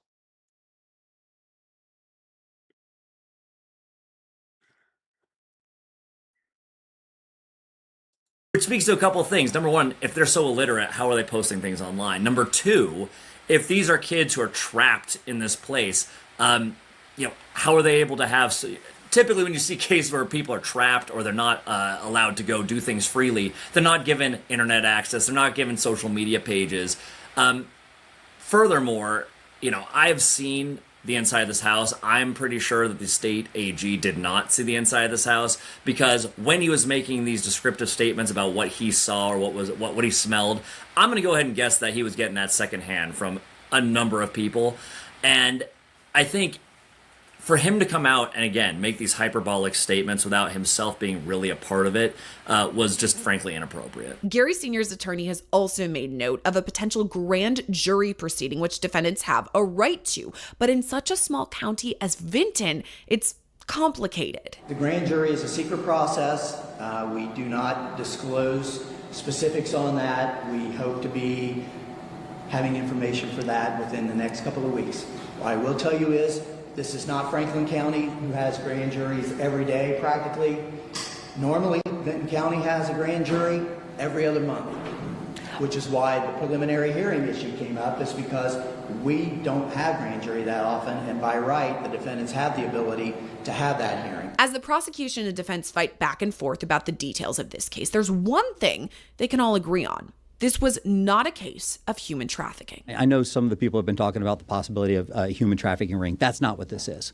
That is not what this is. So it's not like you have kids from all over creation that have been trafficked through that is distinctly not what this situation is. And while the defense argues the conditions of the home couldn't have been as deplorable as they're being made out to be, the Attorney General stands by his comments. I think all of us throughout our careers in public safety and in criminal justice have been in some pretty bad scenes as far as just conditions. This probably was the worst scene that I've been in as far as the deplorable conditions. There's a search warrant. There's a secondary search warrant going on right now out at the property to continue the investigation. It's my understanding that it may not even be safe for our deputies and the agents to go into certain places of the house because again, it's just deplorable conditions you cannot even imagine people being in, let alone children living in. On June 7th, all four defendants waived their rights to preliminary hearings. The next step in this case is expected to be the grand jury hearing, though. Lulu, thank you so much for the love you, the live gold. Miss Nobles, thank you for your heart meat. I think Paulette and Nikki already took care of y'all. Again, thank y'all so much for being here. Y'all continue to share the live stream out. And thank y'all for tapping the screen and getting those lights up. Again, B. Gina, you sitting at number 1. Queen T, you at number 2. Look at you. Pamela Grill, you still at number 3. And Sister Soul, you still at number 4. Again, y'all, please, y'all, let's knock out that live gift goal, all right? Let's knock that shit out, all right? When we slow down, we open this shit up to AI where they can scan a screen and give us a violation. Yvonne, thank you so much for being ghetto and throwing me I'm sorry. This sounds like something Tatum would have said. Sorry, cause you black. My bad. Yvonne, thank you so much for the love you. We're not sure when that will take place as it's secret. I'm just going to come out and say this case is crazy. There's so much going on and truly so much to unpack. And we walked you all through it, the facts as we have them right now. But here's the moment you guys have all been waiting for. The expert guest who knows this case inside and out. It's Law and Crime's very own host of Crime Fix, Anjanette Levy.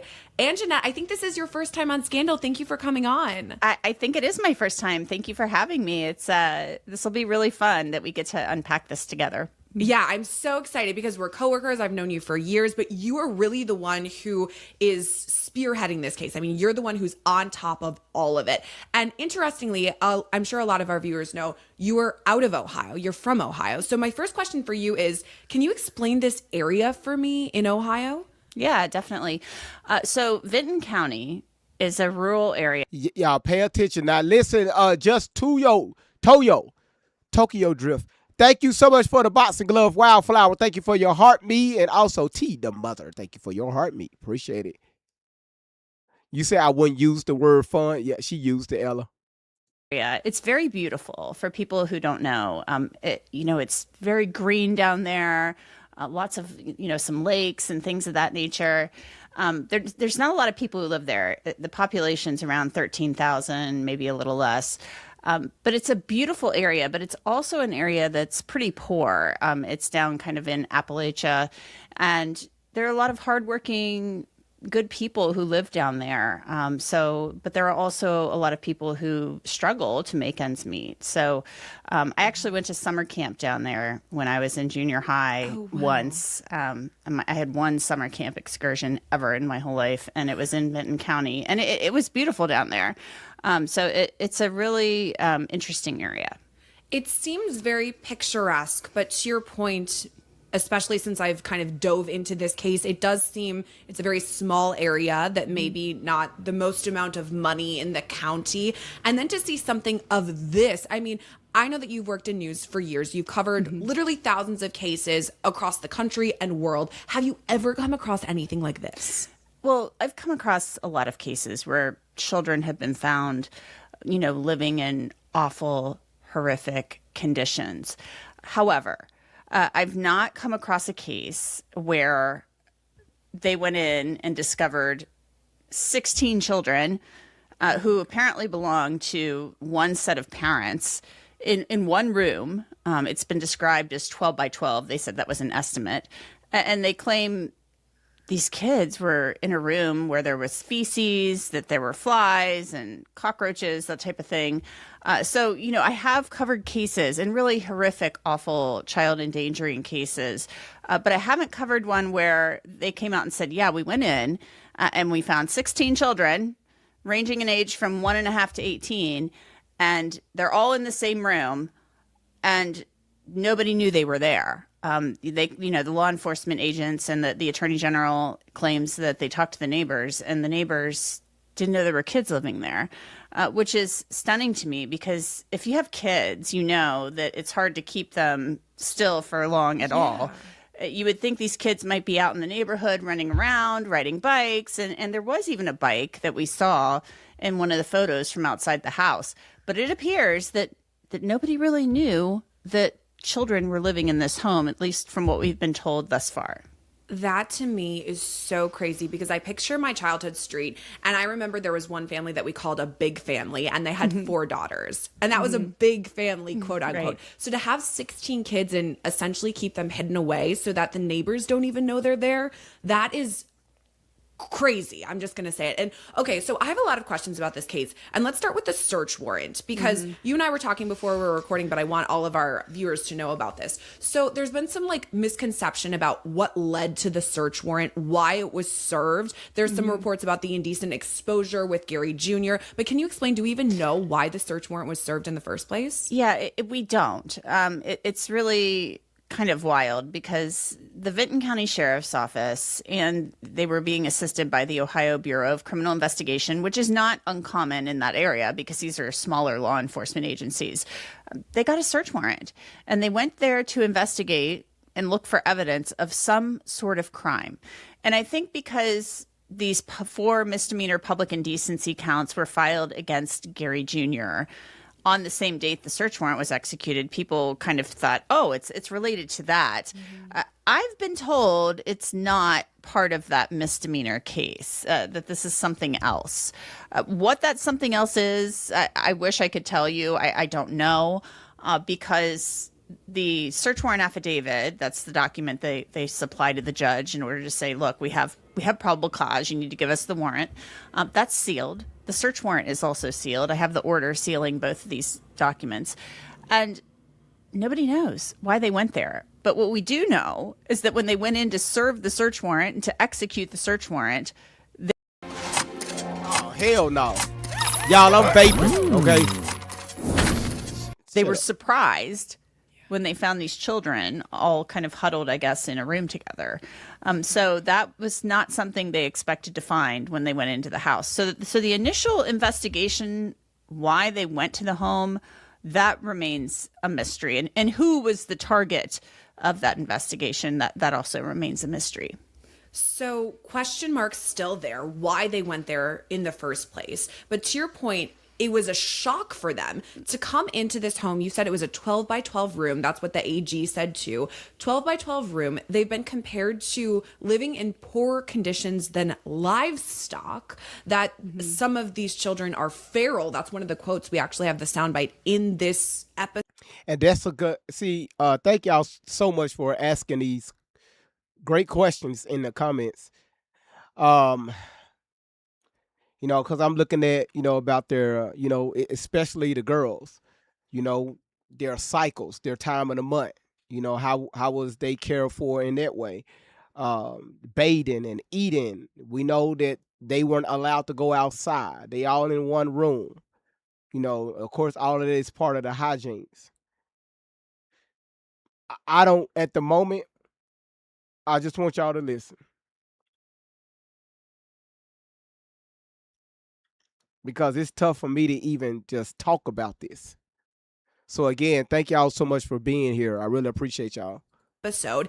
And I wanted to ask you about this too, because there's been reports, the Attorney General went on record and said those things, some of these children can't even speak. But then you spoke to the attorney for Gary Sr., who said, okay, some of these kids had social media. So what can you tell me about the condition of the kids that we know? Yeah, I mean, their level of literacy and their ability to speak. I'm not so sure we have a definitive answer on that. Some of the older children do have social media accounts. The oldest child is 18, and then there's a 17-year-old, and if you do the math, the ages go down from there. And so I found social media accounts for what I believe are at least 3 of the older children. Definitely the 2 oldest children. And so there's not a lot of writing, if you will, typing regarding these kids. But there are a couple of posts here and there on these accounts where they're talking to somebody else. Somebody also shared some screen grabs of private messages between some of the children, the older children, and somebody else, a so-called internet boyfriend, whatever that means, somebody from overseas who was allegedly an internet boyfriend of the older girl, but they have since broken up. And, that could be a voice to text type message. We don't know. Oh, right. We don't know how those messages were, initiated or whatever. But there is one that does appear to show one of the girls speaking. saying one word. I think there are some questions about, okay, can they all really speak? Are they semi-literate? But we know they weren't in school, so they weren't getting any type of official public schooling that we know of. But that's neither here nor there. The kids were in a house, allegedly, kept confined in a house. I'm told they weren't like chained to the wall or anything like that. This is the defense attorney's contention for Gary Sr. Mm-hmm. He said he's seen nothing that makes this sound like a so-called house of horrors. But, I mean, come on. We've got kids that they said were kept in a room and that there was feces in there. They've got flies on them. They had to be rushed to the hospital. And then some of them, one of them at least, had to be intubated. All of these kids have since been released from the hospital, thank goodness. So we still don't know their level of literacy, whether or not they are indeed, some of them developmentally disabled, and how bad a shape they were actually in. I mean, were they eating? Were they being fed? Right. These are the key questions that we need answers to. I mean, yeah. And to your point, no reports here that they're chained up, that this is like a horror movie scenario. Yeah. But at the same time, if they were living among feces, at the very least, that's unsanitary. That could lead to, disease, infection, illness. So many really, really difficult things. And I guess this leads into my next question too, is we've talked about this county is, very small in terms of population.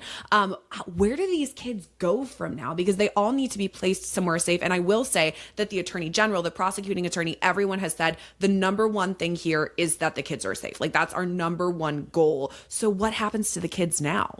Well, the kids, from everything I understand, have been placed in foster care.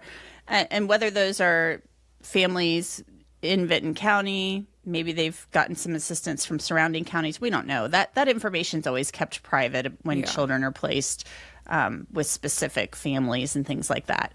But it was certainly going to place a strain on the social services agencies there in that small county. So it's our understanding these children have all been placed with some type of foster families.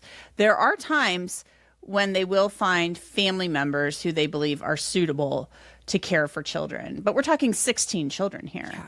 And some of them are toddlers. That's a lot to take care of. The older children may require a little less, direct hands-on care. But when you've got little kids running around, that's a lot.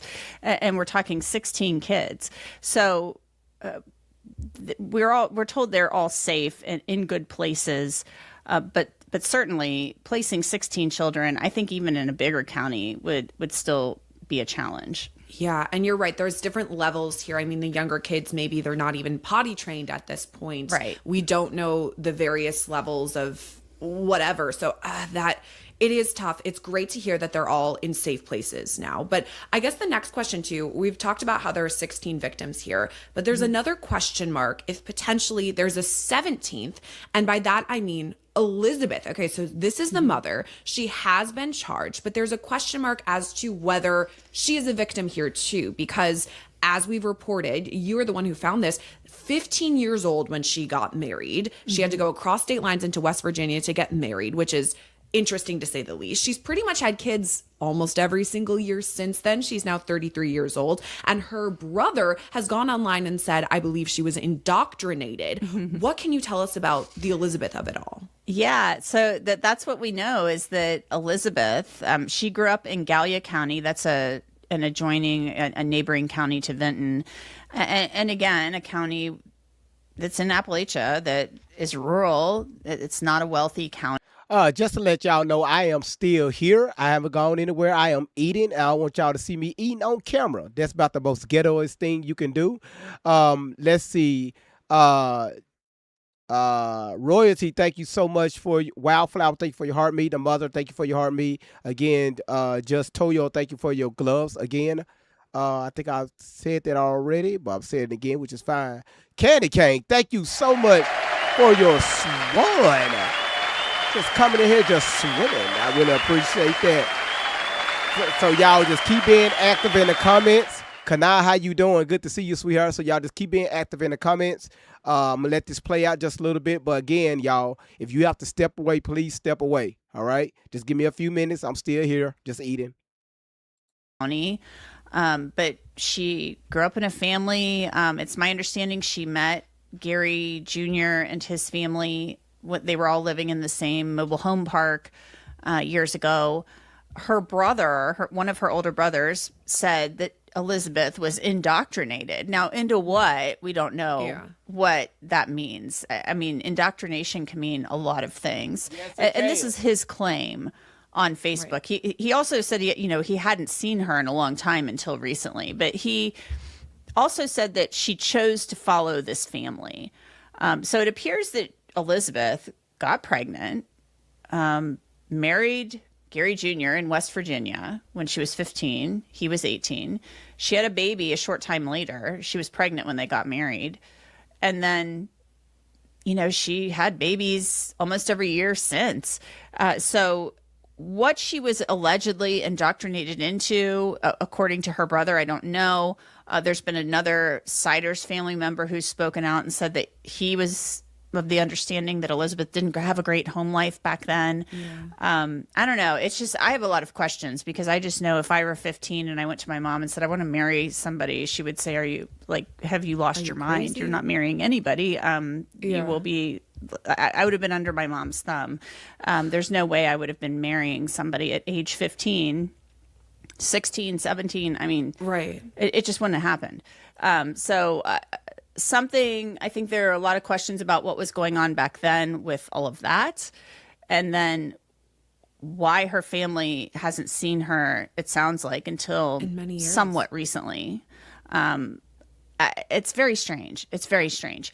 I've often wondered, too, is there a religious component to all of this? Right. Because Christina Siders, who goes by Lynn, I know you mentioned that earlier, on her Facebook account, there's a lot of imagery of God, Jesus, crosses, the Lord's Prayer. Okay. Is there a religious component here? And Tommy Stolley, I just saw a recent interview with him. He's the attorney representing Elizabeth.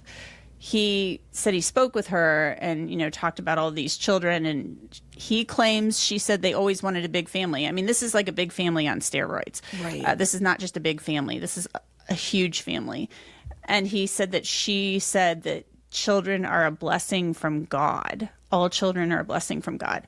Okay. So I'm kind of at a loss as to what is going on here. Is there a religious component here? Mm-hmm. I don't know. That is a huge question a lot of people have. When I'm just talking to my friends about this case, everyone has said cult, religion, what's going on here? And I think that's one of the things we got to keep following this case to see what's going to come out. What can Elizabeth tell us about most of her adult life? And that leads into my next question to Gary Sr. Okay, so you're the one who spoke to his attorney. We have sound bites featured throughout our entire episode here. He has since been released into the hospital. Mm-hmm. And obviously there are HIPAA laws here. We can't know exactly what his condition is or, whatever, all of that. But what do we know right now about Gary Sr.? Well, we know he's 73 years old. Photos I've found of Gary and Lynn on Facebook show that the photos, nobody puts horrible photos on Facebook, right? But the photos I have seen of those two, they looked clean. They were dressed as normal people are dressed. They did not look dirty or anything like that. But these photos are a couple of years old. Gary is 73 years old. He appeared in court in a wheelchair. And his attorney said he has some mobility issues and he complained of some pain. He had him checked out. He fell, actually. When they were supposed to be going to court for the preliminary hearing, he fell. They took him to the hospital to get him checked out, and then a more serious medical condition was discovered. So they had to send him to a hospital that was equipped to deal with that more serious medical condition. So there's something going on with him, and there are also questions about whether he's actually able to understand what's going on around him, because if you watch his first court appearance, he didn't really seem to understand what was going on. his attorney, Dorian Baum, filed a motion requesting a competency exam. Yeah. And then also to see if he might be not guilty by reason of insanity, which doesn't mean like, oh my God, he's insane, but just does he have some type of mental issue or a mental condition that prevents him from understanding that whatever was going on in that house was wrong. It's whether or not you can understand the wrongfulness of your actions or inaction. That type of thing. So that evaluation will be conducted. The judge ordered that. He will be assessed to see what his understanding of everything happening is and what his cognitive abilities are at this point. So there are a lot of questions when it comes to Gary Sr., and there are questions about whether he'll even be released from the hospital. The prosecutor has said if he's released, he'll be on GPS monitoring and he is not a threat to the community. Yeah. Wow. I mean, I feel like every question that I ask you, we talk about it and we speculate and you report the facts, and then it's like, well, we still don't know. There's still so many more questions. I mean, we're telling you what we know, right? What we definitely know, but there's so much we don't know. We don't know. We really don't. Yeah. And I guess that can kind of be my last question as we're wrapping this up. What do you anticipate for the future? I mean, any future court hearings, or what can we expect in terms of the justice system as it moves on? I know you talked about competency. So for Gary Sr., that's going to be a big thing. But what about the other three defendants? What's ahead? Well, Elizabeth, as her lawyer, has filed a motion requesting that she be released. He said she doesn't have any money. She's indigent. She's poor. She can't put up any money, and her bail right now is $300,000. He said she is agreeable to doing the GPS monitoring. She would not be a danger to the public. She would report to her bail officer, things of that nature. So he wants her released without. Listen, thank y'all so much for being here. I'm so full. Again, thank y'all for the tappers that's on the screen. Tania, your ass is 16,000 taps. You make sure nobody catch up with your ass. Damn. Listen, y'all, I need 11 more people, 12 more people to knock out this live goal. Okay? Y'all know how we get down over here. 12 more people to knock out this live goal. 12 people. Let's do that. I really appreciate you. Say you bought a tapper. Ain't that about a blunt? Let me be quiet. So the tapper is doing the work. Putting up any type of cash bail. You got people sitting here finger fucking the hell out their phone, and you just laying a damn. Wow. Which I find interesting. I will be very interested given the fact that during one of the press conferences, somebody asked Prosecutor Archer, the Vinton County prosecutor, something like, her attorney's saying you're investigating whether Elizabeth is a victim. And he kind of had a really interesting response to that. He said, well, her attorney says she's not a victim. But what her attorney has said is that he's still investigating whether she. Well, her attorney said that because she said that when she first got locked, when during her first hearing with her mother-in-law, she made it clear that she wasn't a victim. Those were the words that came out of her mouth. So that's why her attorney is rebutting those words.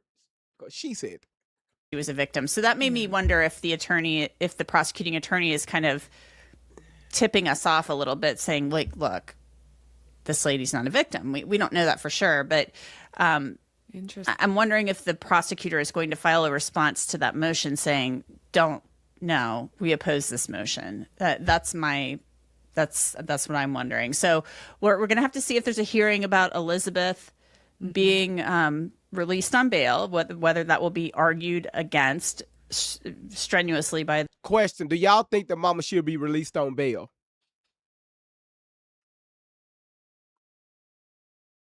Yes or no? Remove your feelings from this. Should the mama be released on bail? The biological mother, not the grandmama. And all of y'all saying, hell no. Thank y'all for being logical. Because that's a no for me. That's a hell fucking no. That you can kiss my ass no. And the reason why I say no is because you knew the conditions that y'all were already in, and you still laying down, pushing out children.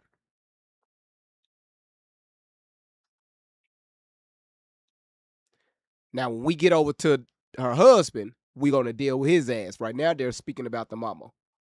The prosecutor also, Gary Jr. has those 4 public indecency counts. He was supposed to be in court for that.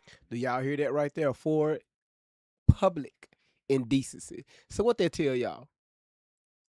When y'all hear those charges, what comes to mind?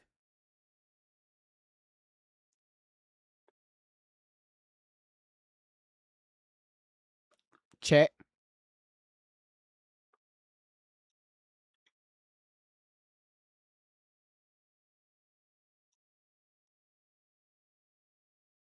So not only he's exposing himself allegedly out in public, when he go back in the house, only thing he's doing is fucking his damn wife and getting her pregnant every single year with no income. The only work he do is fucking.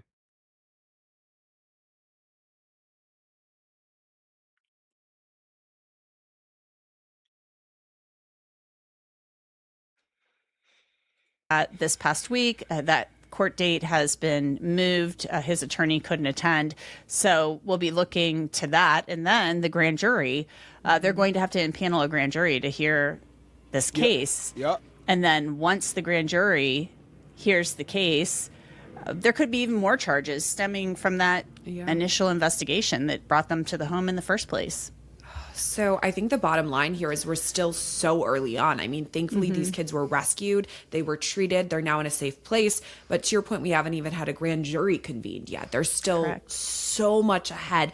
And as I said at the top of the interview, Anjanette, you've been on top of this case, covering it from start to whenever it finishes. So thank you so much for giving us some of your time and kind of walking us through the case today.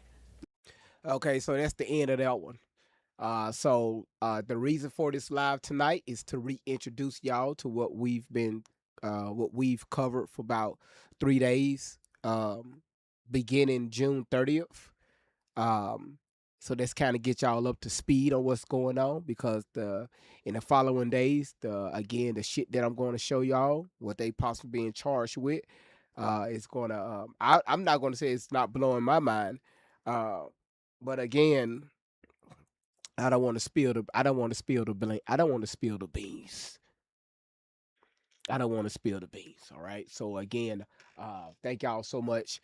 Do anybody have anything to say? If you got anything to say real quick so far about reintroducing this case, what we've heard so far, if you got anything to say, which is very quickly, feel free to come up.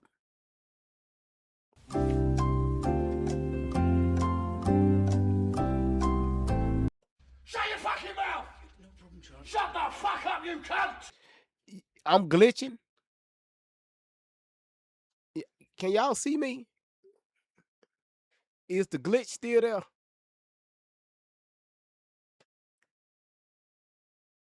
Y'all need to pay y'all damn phone bill. Always blaming shit on me. Oh, hell, look who's in the chat. Classic man, brother, what's going on? Always that blue magic. You said you're the host. So I'm just trying to figure out, anyway, it's my side is fine. That's y'all raggedy phone. That ain't me. That ain't me. Hey, that ain't me. Y'all not finna do that. We're not doing that. Nah, we been live for over 2 hours. I was doing the fact. You said I did for a minute, damn it, GV. Okay, that's fine. I ain't lagging. For dangerous, that's your damn phone. So again, I see a lot of y'all are speechless, okay? So for tomorrow, I'm going to have to force 2 lives. One at 12 and the other one at between 6:30 and 7 to get us caught up, because between that, I think I may have some updated news on the Nolan Wells case that just came through. So man, y'all be ready for tomorrow. Tomorrow's going to be one of those days. It's going to be Friday. I want us to have a good time. I want us to keep supporting the platform. When y'all see me go live, the only thing, you say your jaw on the floor. I had to bring it back like this because again, a lot of people they never heard about this case, and I'm just bringing y'all up to speed. Okay, I wouldn't say Freaky Friday, but you say you've been waiting so long to talk on this topic, but I missed most of the live now, so I have to wait again. Well, we're going to be here tomorrow with this, and again, it gets worse. All right, it gets worse. So now that y'all don't have anything to say, again, Candy Cane, you crazy. Moderators, thank y'all so much for being here. Thank y'all so much for modding the chat, and also for everybody else. I wanted us to knock out that live gift goal. I really wanted us to do that, like for real, like seriously, like for real, like for real, like for real. YouTube, thank y'all so much for being here. The only thing I ask for y'all to do is push the live stream out, share it out. Even after I end it, share it to somebody. Let them know, hey, come back and watch this replay. It's a good one for us to watch. Also, Rumble, thank y'all so much. I really appreciate y'all. And again, man, I thank y'all so much for y'all support, y'all love. And again, do y'all be paying attention? I said around about 12, and I said between 6:30 and 7. Well, I be repeating myself.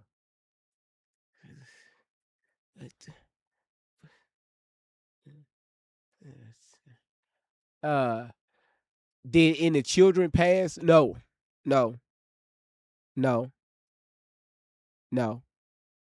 kids pass. You said you was in the brother's lives before he went to jail? Yeah, I figured his ass was going to be back in jail.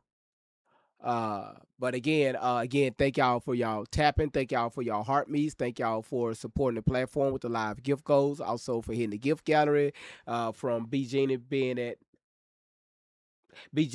number 1, Sister Soul, you being at number 4, Queen T, you at number 2, Pamela, you at number 3, all the way down from La Love, Candy Cane, Just Toyo, Yvonne, Nikki, AJ, Paulette, Tay, Queen Neil, Unique, Mona, Denisha, Teresa, Rani, Angela, Tito, Kitty, Crystals, Al Hampton, Dangerous, Deborah, Sarita, Ash, Tamara, Pretty on Purpose. Okay, I see it.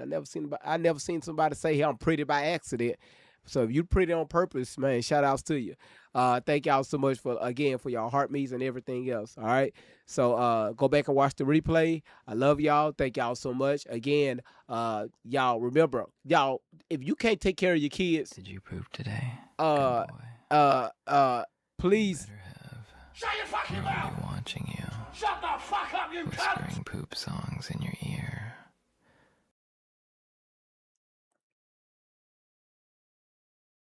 The hell was that shit? The hell was that? What the hell was that? Thank you, Tay. What the hell was that? How you whisper did you? You know what? Fuck it. Thank y'all so much. No, I ain't never heard that one before, Nick either. What the hell? Oh boy, y'all, man, listen. Y'all go back and watch. Land Guru, thank you so much for the love you, the live goal. Thank you so much. You always coming in doing what you do. Oh my goodness, ghetto ass live, man. Y'all take care. Love y'all. Y'all take care. Y'all have a good one. And I'll see y'all on Land Guru. Thank you again. I cannot see. I'm legally blind. Y'all take care. Land Guru. Land Guru. Everybody laughing. What's up, Mr. Clean? Land Guru. One little rub and you living the dream. Then out of nowhere, surprise disguise. 2P comes out and the whole room cries. New look loading. What's next today? You never know what he's gonna do. Y'all have a great night. Headphones, always prepared. Have a great night. Land Guru. Research or something brand new. Land Guru. Take care.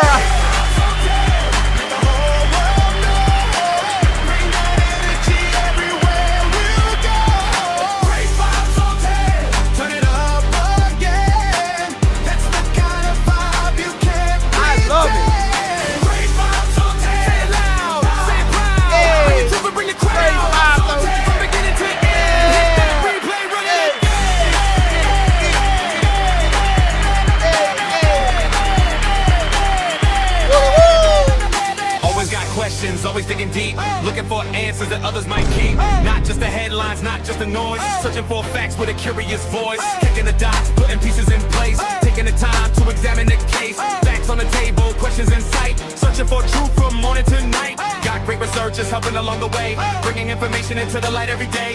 Doing the work, taking the time, looking for answers and following the signs. And everybody knows when the moment arrives, the room gets quiet, everybody revives. You hear that voice, you know what's coming through, the phrase that nobody else can do.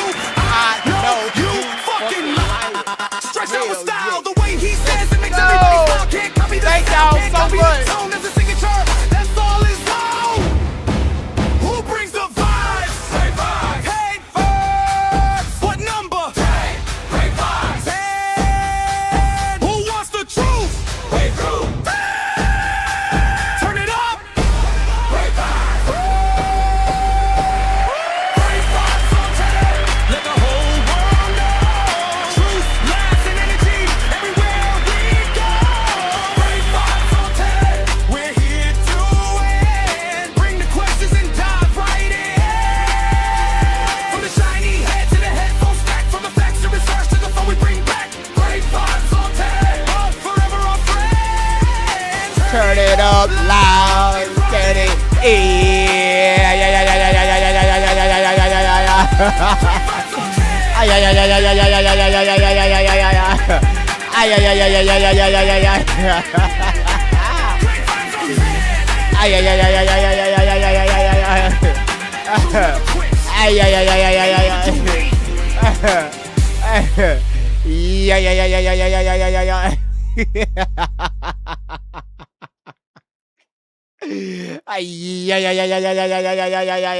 Y'all take care.